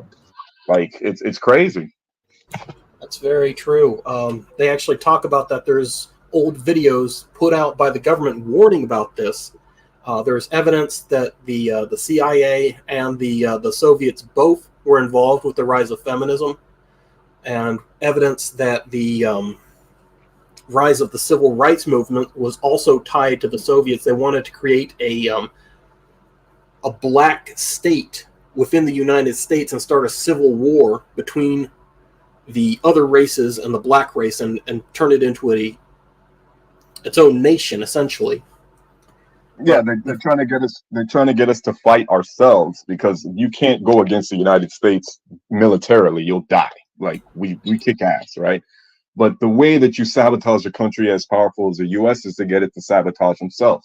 There's a famous or not a famous, but there was this quote that one of my professors told me a long time ago. Oddly enough, he was a liberal, or not a liberal, but a leftist, right? They say if you oppress a society for long enough, after a while, they begin to, or they continue to oppress themselves, right? What do we see happening in inner cities? Gun violence, black versus black, all the illegal guns, like drugs, all of the things that would systematically destroy a community are in those. Like they're shooting each other. The youngest, the building blocks of the family is going to be the young man and the young woman. And what do you see? Babies being shot in the head, teenage kids running around with guns, robbing people, murdering people, and these are their own people. We're killing our own people, thinking that we need to do all of these evil stuff to like. And then the thing is, when you hear about it on the television, right? They always paint these things like we need action. We don't need thoughts and prayers. They're trying to motivate people. They create they create the problem and they give you the solution. The problem is gun violence. The solution is ban guns. And there's so many of those things out there. The climate is destroyed. Vote for Democrats. If you think about every social ill that we're facing right now, every war, every challenge, every social ill, they always have a solution, and it's always bigger government, bigger government, bigger Well, Democrats, well, or detox. Democrats. Have you seen that? Have you seen that meme about the sheep? They witnessed the wolf kill with his teeth, and so therefore they decided that teeth were the problem. Teeth kill, so they removed all their teeth, but the wolf didn't. well, That's a great analogy.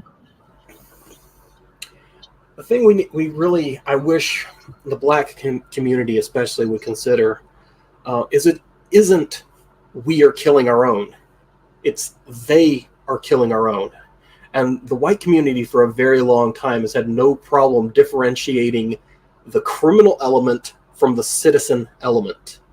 One of the favorite shows of poor white people was Cops. We love that show because it's always somebody who makes our lives worse getting tased and beat up. But the black community, the number one cause of black death is black criminals and young men. And how many times do we see them out there? I mean, they lionized George Floyd. They made him into a saint. They put murals of him up on walls. This is a man, the best thing he ever did with his life was overdose. This is a man who beat a pregnant woman's stomach, a black woman, single mother, pregnant, while robbing her, beat her unborn child in her stomach with a gun. Yeah, the crazy thing is too. I don't know if you guys watch Actual Justice Warrior, but he just I think today or a couple days ago he released a video of a carjacker. I think this happened in don't quote me on this. I'm pretty sure it was California or New York, one of those crazy lefty towns, right? This carjacker steals this woman's car, and in the car is a kid in the back seat, a baby, right? He steals the car. He sees the kid. He takes the kid out of the car, places him in the street, jumps back in the car, and drives off, right? And the craziest thing about that is it was a black carjacker, black woman, and black baby, right? I need The to. people have the audacity, the I mean, just a sheer nonsensical audacity to say that the carjacker is the victim in this situation because he can't buy a used car because the cars are too expensive. It's just what? I hear you. I hear you, Detox. Really quickly, I want to respond to Zealage. Zealage said it's because they took it all under our noses, and then we wonder how it happened. When you say they took it, I'm gonna disagree with you, Zealage, because I don't believe that anything was taken or taken. I believe that it was given. I believe that conservatives were too lazy to look. I don't know how to explain this. Like, you saw it coming, you knew it was coming, but you let it happen. We let it happen. The conservatives before us, the Zoomers, the ones that claim that they fought for this nation and they did all these things. How is it that you fought and you give your life for this nation, yet you let us deteriorate, you let the culture deteriorate so badly, you let the schools be run by these people. The school system is the way that this could have been stopped. If this would have been stopped in the schools and in the homes, we wouldn't see what we see today, because those are the main things of society that make the people. I got to give you a little Absolutely. pushback on this one. I'm a Absolutely. 40, almost 40-year-old man now. I'm 37 this March. A lot of us here, I mean, we're not boomers, but we're at least millennials or Gen Xers. Why didn't we stop it? We've all been here. We've been watching this. This didn't just happen with the boomers and then it was over. This has been a slow, gradual, step-by-step process, and we have all sat here, each and every one of us, and watched this happen. Absolutely, Because but we the were thing there. is, what circles of influence, right, would a lot of the conservative frame of thinking, or more so libertarian frame of thinking, is live and let be. You do you, I do me, right? But the leftists have activists. They have activists. They're not live and let be. They're live and live like me, and if you don't, you're my enemy, right? So with the conservative frame of mind, right, let's say libertarianism is in the middle of the road, leftism is on the left, and conservatism is on the right. Either direction, whether you're too conservative or too leftist, is a step in the wrong direction.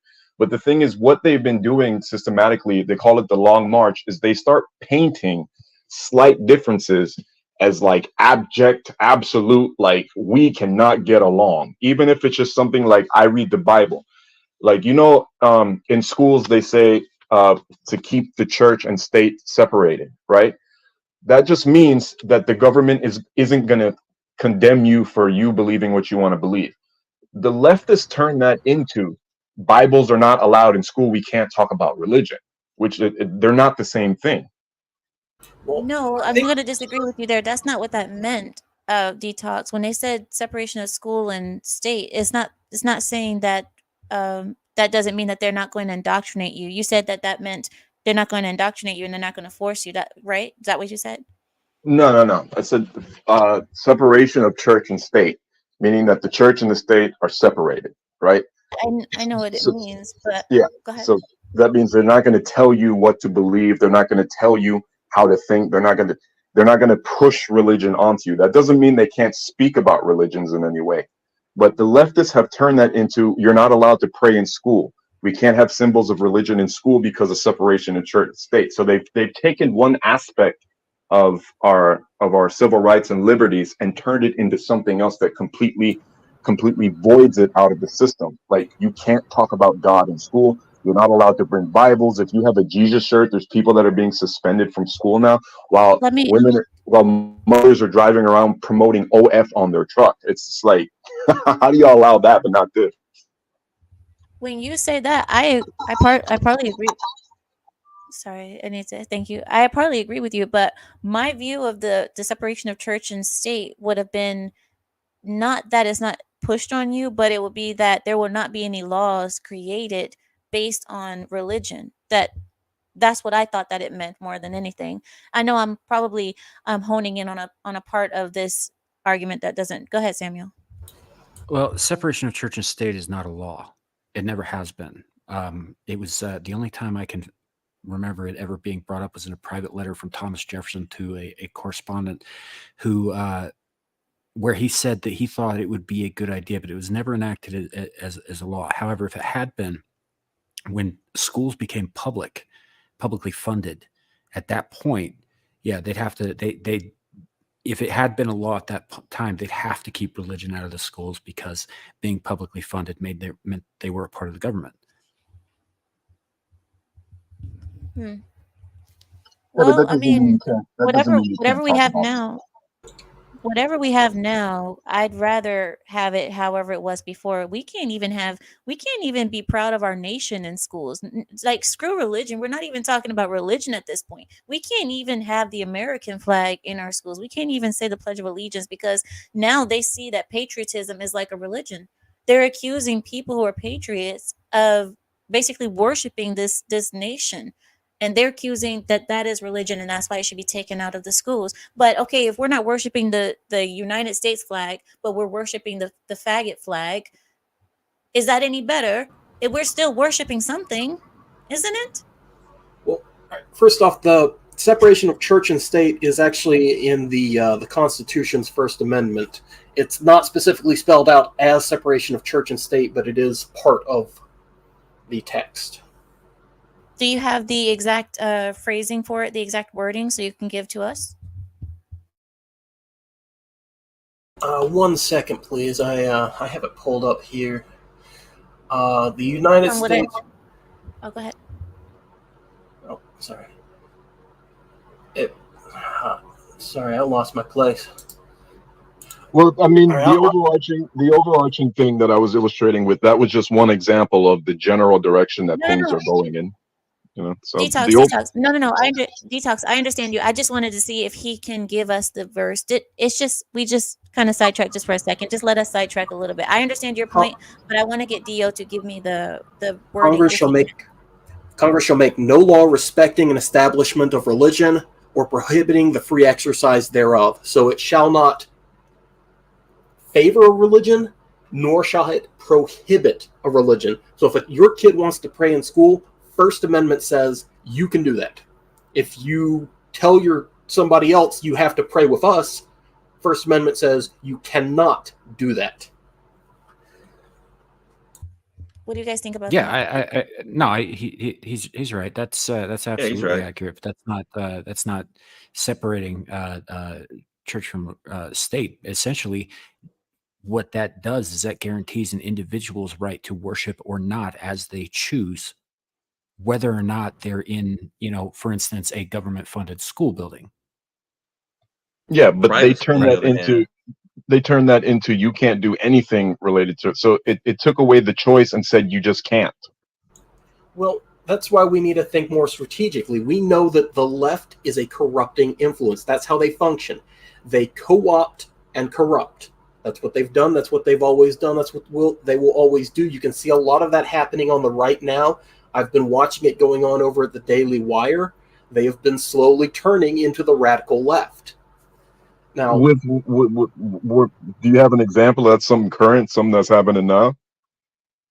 well, the current debate going on between the Red Pill and the Daily Wire is one big example. They're using a lot of the same tactics that you would see coming out of feminists 15 years ago. The same kind of shame. You're talking about the guy with the black hair, the tall dude, raging against like the red pill community. Yeah, they just had a big panel on it. In fact, they started going out saying Pearl was an illiterate clout chaser, all kinds of stuff like this. A bunch of ad hominems, a bunch of. But what we need to do about this is we need to think more strategically. Now, I got a lot of flack a couple of weeks ago for saying that President Biden was the best thing that ever happened to the right. But I stand by that statement because... Did you really say that? I did, and I stand by it. Let's get you up out of here. See, what you're not going to do, Dio, is say some nonsense like that, whether you're trying to be controversial or other. Dio, we are not going to have that over here. I want to hear an elaboration on that point. Tell me how you reached that opinion. All right.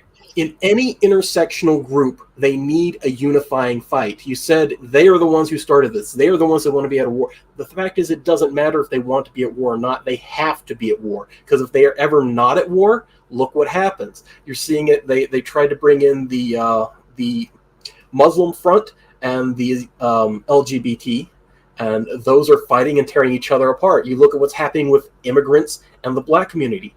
They're trying to control both of these groups. There are conflicts of interest. We saw this happen in India and Pakistan before.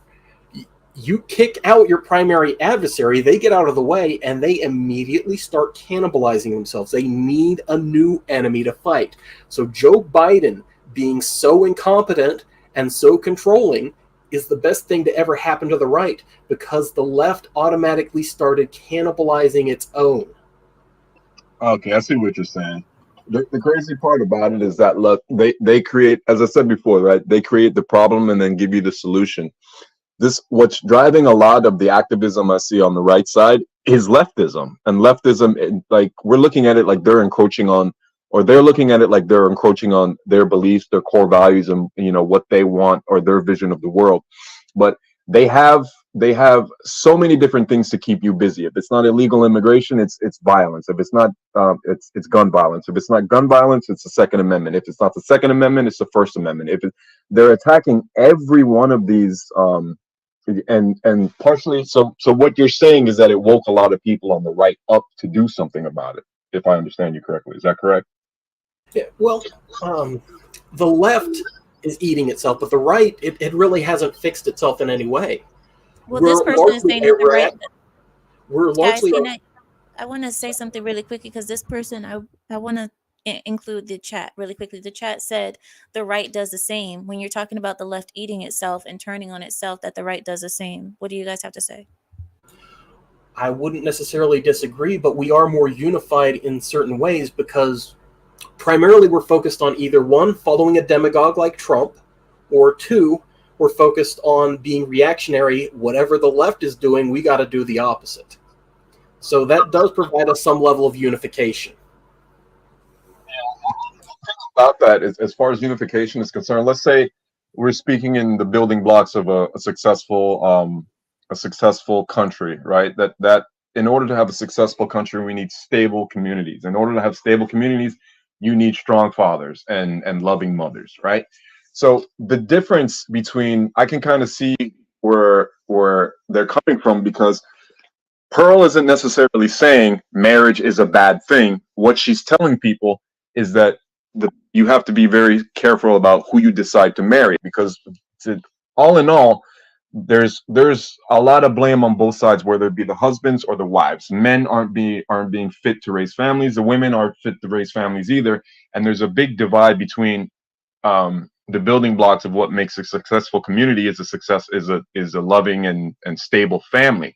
So what the people on the right are trying to say is that Pearl is demonizing marriage, when in fact what she's doing is saying just be careful about who you marry. Because Pearl's never said marriage is a bad thing, but they're looking at it like she's attacking the institution, and so in their eyes she's part of the problem. What would she know about marriage anyway? One second. What does Pearl know about marriage anyway? That's my question. So what is she saying that none of the other red pillars haven't said? What, be careful who you marry? That's what all of the other red pillars are saying. But Pearl, being a person who's never been married and is not even close to marriage, what would she know about that? Well, she's a grifter, but the problem isn't that they pushed back against the grift. The problem is the manner in which they pushed back against the grift. Now, if they had come out and said what you had said, they wouldn't have been as bad, but they came out, they called her an illiterate clout chaser. They tried demonizing her. I mean, you saw this all the time with the feminists, 15 years ago, who hurt you. You just have a small pee-pee. Why are you saying angry women? They don't argue the facts. They don't argue the issues. They ad hominem. They straw man. They're turning into the left. What makes the left bad isn't that they are the left. It is how they go about what they view as the right way to do things and what they view as the right way to do things. Yeah, I mean, the thing is, look, regardless of right or wrong way, I think people on the right need to get their shit together and fight back against all of this, like, anti-family, anti-man, like, because this is just making it, it's destroying our country. Like, men hate women, women hate men. This guy's like, it's just terrible. There's too much negativity between every intersectional group that exists. And there's a struggle for every group. Look at how long the LGBTQIA plus, like, oh my God, are we supposed to be one giant, like, mass of people, or separate people coming together? And then you see problems with the feminists against the the trans supporters with the TERFs, and it's just like everybody's at war with everybody, even the left with the left. Now you're seeing red pill against the right, and then those two groups are fighting each other. It's just a shit show. Well, the problem is we're past that point, though. We're not at a point where we can say there will be no casualties. We're at a point now where 2/3 of women have an incurable STD, where there are women who are feminists, where there are women who hold feminist views, where there are women who are more likely to divorce their husband than not, and more likely to do so for no reason than not. We're at a point where we're going to have to throw out the bathwater at least, and probably a lot of the babies with it. There are casualties to war, and we are in a culture war. I don't know whoever thought there weren't going to be casualties to that. We need to throw out the whole damn bathroom. Throw the bathtub out. Throw the tiles off. Rip the tiles off. Rip the mirror off. Rip the damn door off, and the whole set thing it on needs to be fire. remodeled. And set it on fire. Don't forget the fire.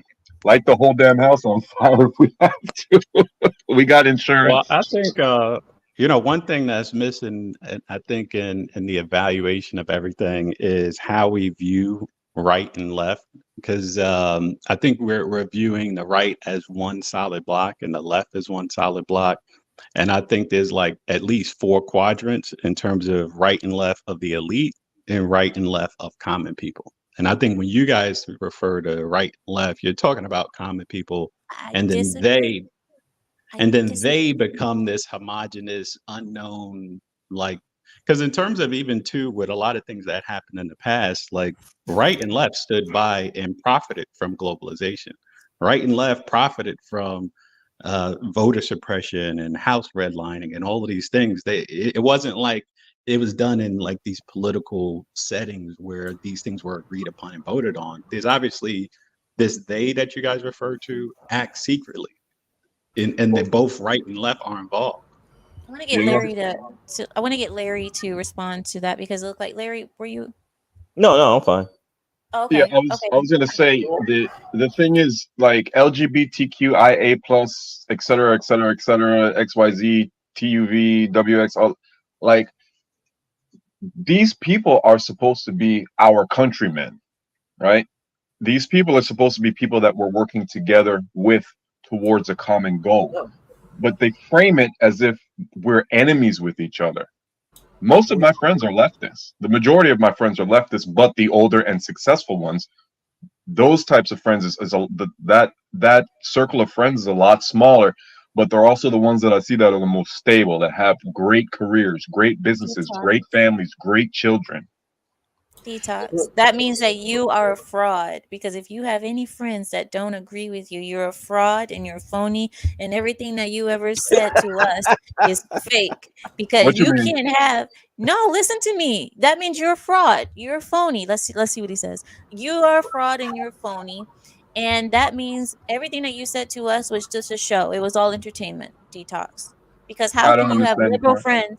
No, how can you have liberal friends and you be a conservative? Wait, I don't think I've ever said that I was a conservative. I mean, I agree with mostly conservative views, but not everywhere. I mean, I'm more center right than conservative. Like there are some things that I don't agree with in conservatism, but for the most part, I see myself as more like center right. I have friends, and the reason why, to answer your question, to comment on what you said, the reason why is because of the point that I just stated. These people are our countrymen. We're part of the same country. The problem is not that I have friends that are on the left. The problem is that they hate me for my views, or I hate them for their views. That's the issue. We're not supposed to be hating each other because we disagree on things politically, because we're on the same team. Detox. We're not on the same team. We have different objectives. Dio. Something is happening right now, and you don't understand what's happening. I want to explain to Detox what's happening. What's happening is what Larry is going to. Larry, do you want to explain? Actually, as far as I was concerned, I was going to leave that to you, but I was just going to say Detox. The point of what she said just went right over your head. No, okay. So let me get to it. So Detox, really quickly, you weren't here when this happened, but Clue, you remember Clue Channel, right? I think so. It was like a blue icon or something. Yeah, like a blue and Yeah, I black think for a while logo. he had blue, for a while he had green. But anyway, so Clue, he's always with us and he's a good friend of the channel all the time. But I have a friend named Rachel. My best friend is Rachel, and she's a liberal, you know, she was worse, but now she's getting better. But Oh, anyway, so you got liberal friends too, uh huh.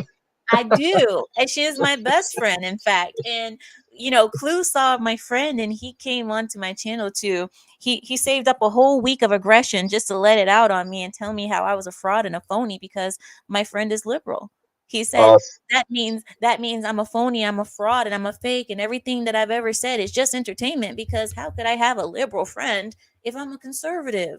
See, I've been gone for too long to catch the inside jokes. Well, basically, you're agreeing with me, but you're making fun of what he said to, I guess, as a reference, correct? Precisely, All precisely. right. That's why I was hoping you didn't take it personally. That's why Dio, I know Dio was responding seriously, but Dio, no, no, no, it wasn't serious. This was something that I wanted to see Detox reaction. I'm serious. I mean, a competitor and a countryman are not the same thing. Just because we're born on the same soil doesn't mean we're on the same side. They're working for things that are an anathema to what we want. There is a limited amount of space. There is a limited amount of resources. There is a limited amount of control over these things.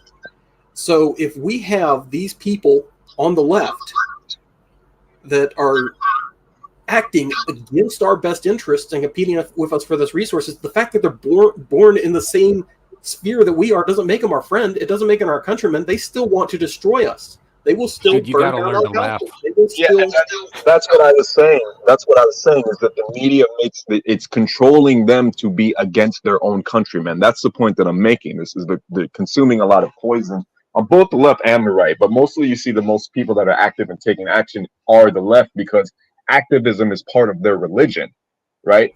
They're driving the left and the right to hate each other to get the country to self-sabotage itself. Like I said before, they're not going to defeat us with a military. That ain't going to happen. So what do? Is they get the countrymen to fight each other. We don't see ourselves as part of the same team anymore because they have absolutely different objectives, which is a total destruction of everything that this country holds sacred, right? We're in no way, the United States is in no way a guilt-free country. Like we've done a lot of crazy shit. Everyone can agree there, right? But the point is, whether it was good or bad, it's still part of our history and our makeup and what makes us who we are. I'm not going to go out there and promote hate, right? But we fought wars to protect our little tribe of the United States. People have died for this, to give us the freedoms and rights that we have.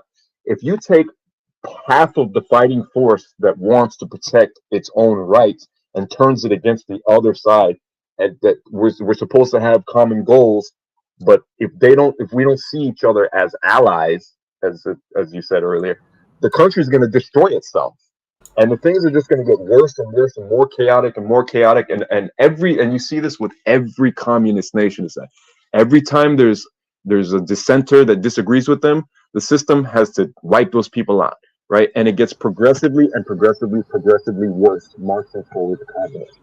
It always starts with little things, right? If you say we don't want books in our school that are promoting pornography, and they tell you you're banning books. Detox. What common goals do we have? It's not about what common goals do we have. The point is that we're supposed to have common goals in order for this thing to work. We haven't Yes, had that's my point. for decades. That's my point. We may have been at one point countrymen, but we are no longer capable of being countrymen. That's my thing. Hello? Yeah, that's my point. That's what I'm trying to say. That's what I'm saying. That's my point. They have Well, I don't different necessarily objectives. think that we're no longer countrymen. Because again, I think if you're looking at the elite are doing fantastic on the right and the left. It's not like Lockheed Martin is necessarily a left-wing organization. They're all profiting from the same stuff. Now we're suffering down at the bottom on the bottom half, but they're doing fantastic, both Yeah. right and left. They try to get us to think that the war is between right and left. It's misdirection. The actual war is between have and have not. Well, it's a three-front war. You have the uniparty at the top, you have the right on one side, and then you have the left on the other side. the fact that the uniparty exists doesn't mean that the right and the left are going to come together at the end of the day. This goes back to what I said about intersectionality, about what I said with Pakistan and India. We are Absolutely. at a point where we can no longer live together. Yes, I understand that. But you see, that's the common enemy that both the left and right have. So whenever I hear my leftist friends talking about the corrupt unit party, that's one of the issues that we should have as a common goal, is to take those people out of power. And then what? Get some better people in. Well, again, you're still going to have the left and the right trying to move in different directions. So whoever we put in at the top is either going to be one for one party, one for the other party, or a new uniparty that wants to keep us both fighting each other again. Until we deal with the foundation, it doesn't matter what you build on top of it. You cannot build a sound structure on a faulty foundation. Yes, but our foundation is the Constitution and the Bill of Rights. That's our foundation. That hasn't changed. It Yeah, has, and I think that's the values that, in terms of the right, these are the values that I think appeal to all people. Where it's like, okay, so lesser government, more rights of the people. Which, what did you think the Black Panther Party wanted? More rights of the people. It's not like they didn't want more, right? That's exactly what they wanted. So, Well, but they of were course, commies. the elite find a way to break all of this stuff up, where it's like, okay, no, you're bad, and then this, and even too, let's even say the militias in the middle of the country that want to buy every 1,000 guns, they also want autonomy, right? So I All right, think, and it's okay for gentlemen, those communities to have that. Gentlemen, it's we're gonna bring the conversation to a close here. I appreciate that. Thank you so much. I try to give subtle hints, but people get really into it, and I think I've let you guys go a good time this time. I didn't stop you in the middle of a good conversation. I think we all got our points in. Don't you agree? Absolutely. Hell yeah. Yeah, absolutely. Yeah. I love that response. I love that response. All right, then. So at least this time we had a decent conversation without being cut off like the other times. Thank you guys for joining me today. I will see you guys probably sometime this week, maybe Tuesday or Thursday. Okay? If you guys can come. If you guys can come. But thank you all for joining me, okay? I will see you soon. Thank you. Bye-bye. Thanks for having us. Good night. No problem. Have a good night. To their point, guys, to their point, when Detox and Dio is saying that we can't agree on anything, that we have two different things that we want for this country, I'm going to disagree with Dio. I believe that that's untrue. I believe that even left and right, we want the same things for this country, but we have different ways of getting there, and we see different things as the problem. I'll give you an example. Even when it comes to the abortion debate, we may say we're polarized, like we don't agree on anything in the abortion debate, but there is one thing that we agree on. We agree that Americans are believing, I believe this is false, that their belief on the left is that it is a person's inherent right to do something, right? They believe it's someone's inherent right, and that's the reason why they're so hell-bent on saying that you should have this happen, because they see it as a safety concern, that if you don't allow it legally, that illegal abortions will happen in mass, which risks more women of passing away from other types of infections, hemorrhaging, and dead fetuses everywhere. This is their argument, that this should be a thing that we do so that we can prevent worse consequences. On the right, we have the same goal of protection, but we're protecting the babies more than anything. They're protecting the women in their view. We're protecting the babies. So even though we have different ways of getting there, both of us still kind of want the same thing, but I believe that the left is misguided in the belief that it is a woman's right to kill a fetus. For us on the right, we believe instead of killing that fetus, if there are 33 forms of birth control, why is there a need to have an unwanted fetus there in the first place when you could be responsible and prevent that? We're not living in the 1400s where there is no birth control out there. You have no other way but to accept every pregnancy that comes. We're not living in those times anymore. So for us on the right, we're like, if technology has advanced to the point where a woman, if she is impregnated, it is because she wanted to be, If we're at that point in life, why is there a need to do something so evil as kill? That's what we don't understand. That's where our minds are just not understanding. Why is there no responsibility? Why is there no accountability? Why is it so difficult to stay chaste and keep your legs closed? Why is it so hard for people to be responsible and say, we're going to do this action? You guys know what I'm talking about. We're only going to make the goat cheese if we're ready to accept the consequences that could come with that. And on the left, their idea is everyone should have the right to make the goat cheese with whoever they want to make goat cheese with. And if something does happen, if there's an accident that happens, the woman is not forced to go into consequences that she doesn't want. That's their idea. So we both want the same thing. We want protection of rights. We just have different ways of seeing it. That's just one example. The other examples would be all of the things that left versus right argue against. We all want a goal. We're all kind of fighting for the same goal, but we have different views. We're in the same building, but we're looking out of different windows, if that makes any sense. So, yeah, I disagree with Dio there. I believe that we do want the same goal. We do want what's best for our country. Both sides want what's best for their nation, but each side sees things differently. They think this is best for the nation, and the other side says, no, this is best for the nation. So, yes, I agree in some ways. Pardon me, guys. I agree in some ways with Dio, but in a lot of ways, I have to disagree there. So, other than that, this was a great discussion to me. I'm sorry that things got a little bit hard earlier when we were talking about the news. You guys have to feel my pain a little bit. You guys got to feel my pain. These things really do bother me. I'm not a grifter. I'm not somebody who does this for the fun or who sees that, that I can get some views, some easy views if I talk about this. These things really bother me. I'm not doing this. And that's why I say, when you guys see me get that way, it's not it.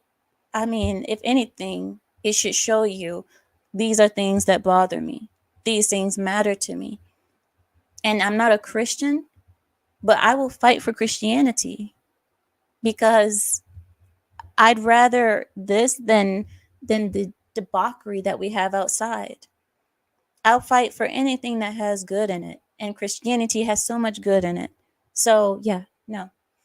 I'm not for what they're doing, and that really bothered me. Larry, I know you didn't intend to do that. You didn't know, but that story really got to me. Just the idea that they put these crosses on people's foreheads with glitter and ashes to represent Ash Wednesday.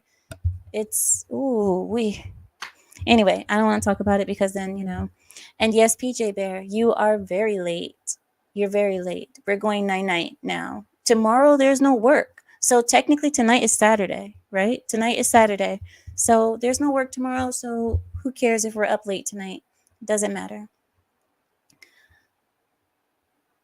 Dio says, fight. We can't even draw a hard line with the left. That's for sure, because we're always following. And that's something that we agreed on. We're always following them. We're letting them lead the way. Remember, I told you guys, everything that happens right now is what the left chooses to happen. And all we can do is respond. All we do is respond and try to run defense of what they're doing. We're not leading. We're not leading anything. And like I told you guys, name me one sect of American culture that the right is leading. Education, no. Medical, no. School, no. Religion, no. Entertainment, no. Media, no. Social media, no. Nothing. There is nothing that the right is leading.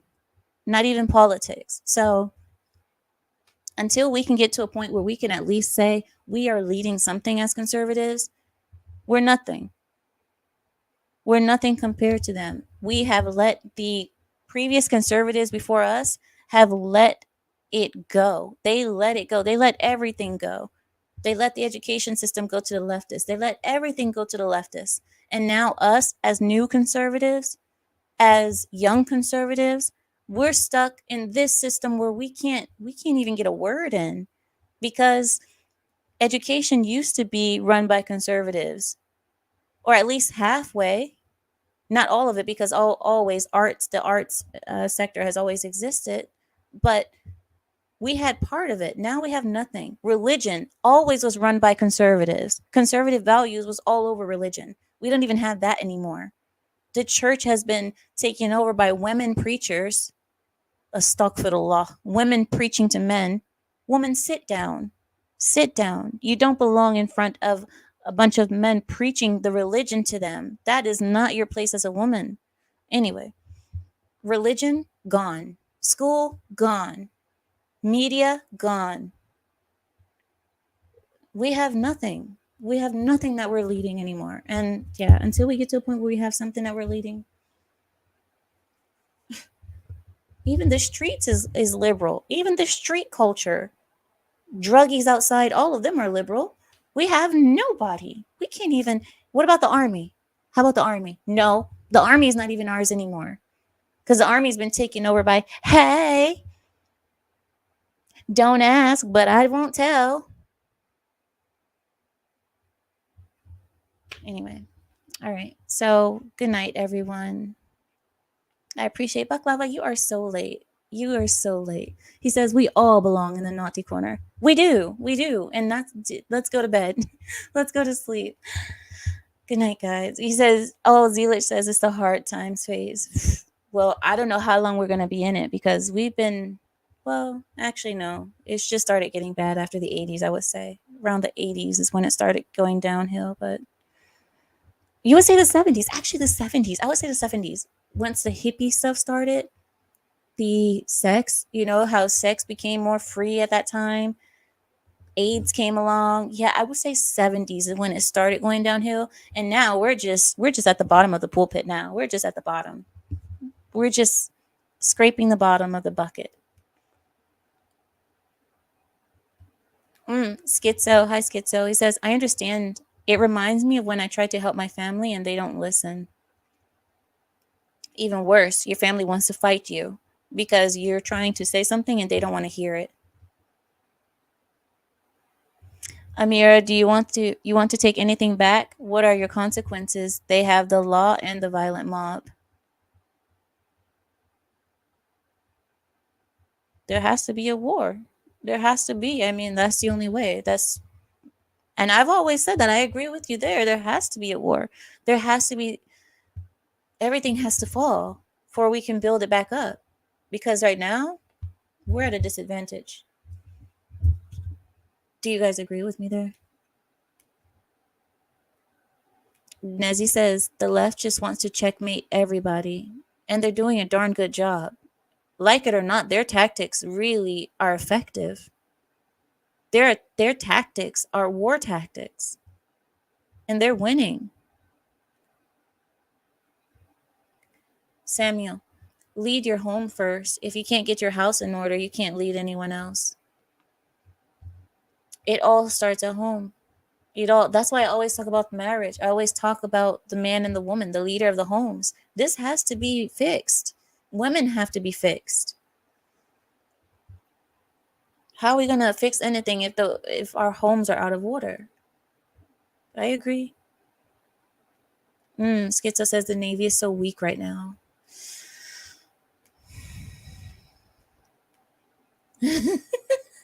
Baklava, go to the naughty corner right now. Go to the naughty corner right now on this fine Sunday. Rear guard takes on a whole nother meaning in the army. Rear guard. Neil, education has been declining steadily since Jimmy Carter created the Department of Education in 1979. The Department of Indoctrination, that's what it is. Department of Education, yeah, right. Good night, everyone. Thank you all for joining me tonight on this fine Sunday/Saturday. I hope you all have a great President's Day, and I hope you guys don't have to work tomorrow. Enjoy your rest. Enjoy your day off. Have a great time. The weather is starting to warm up just slightly, ever so slightly. I apologize for getting emotional earlier, and I hope to see you guys sometime this week. And with that, I yield my time. Good night, everyone.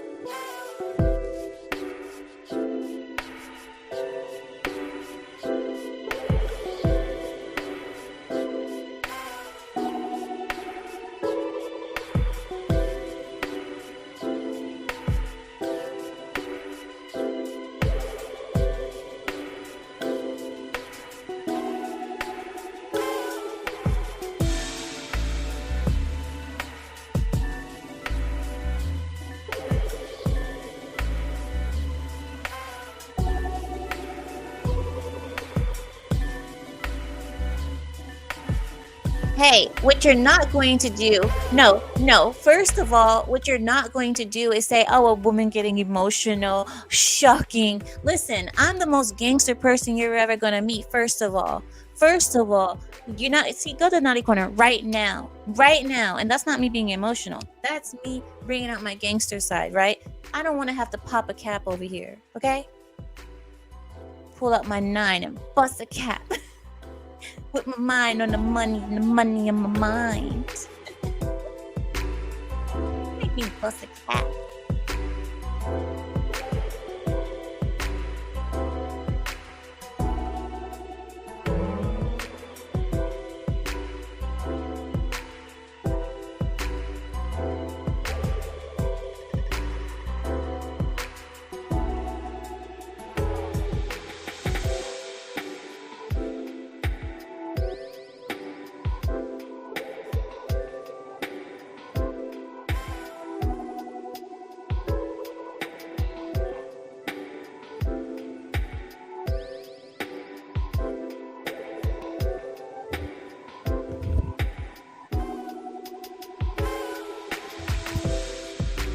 I am wearing this shirt again. I'm wearing it again.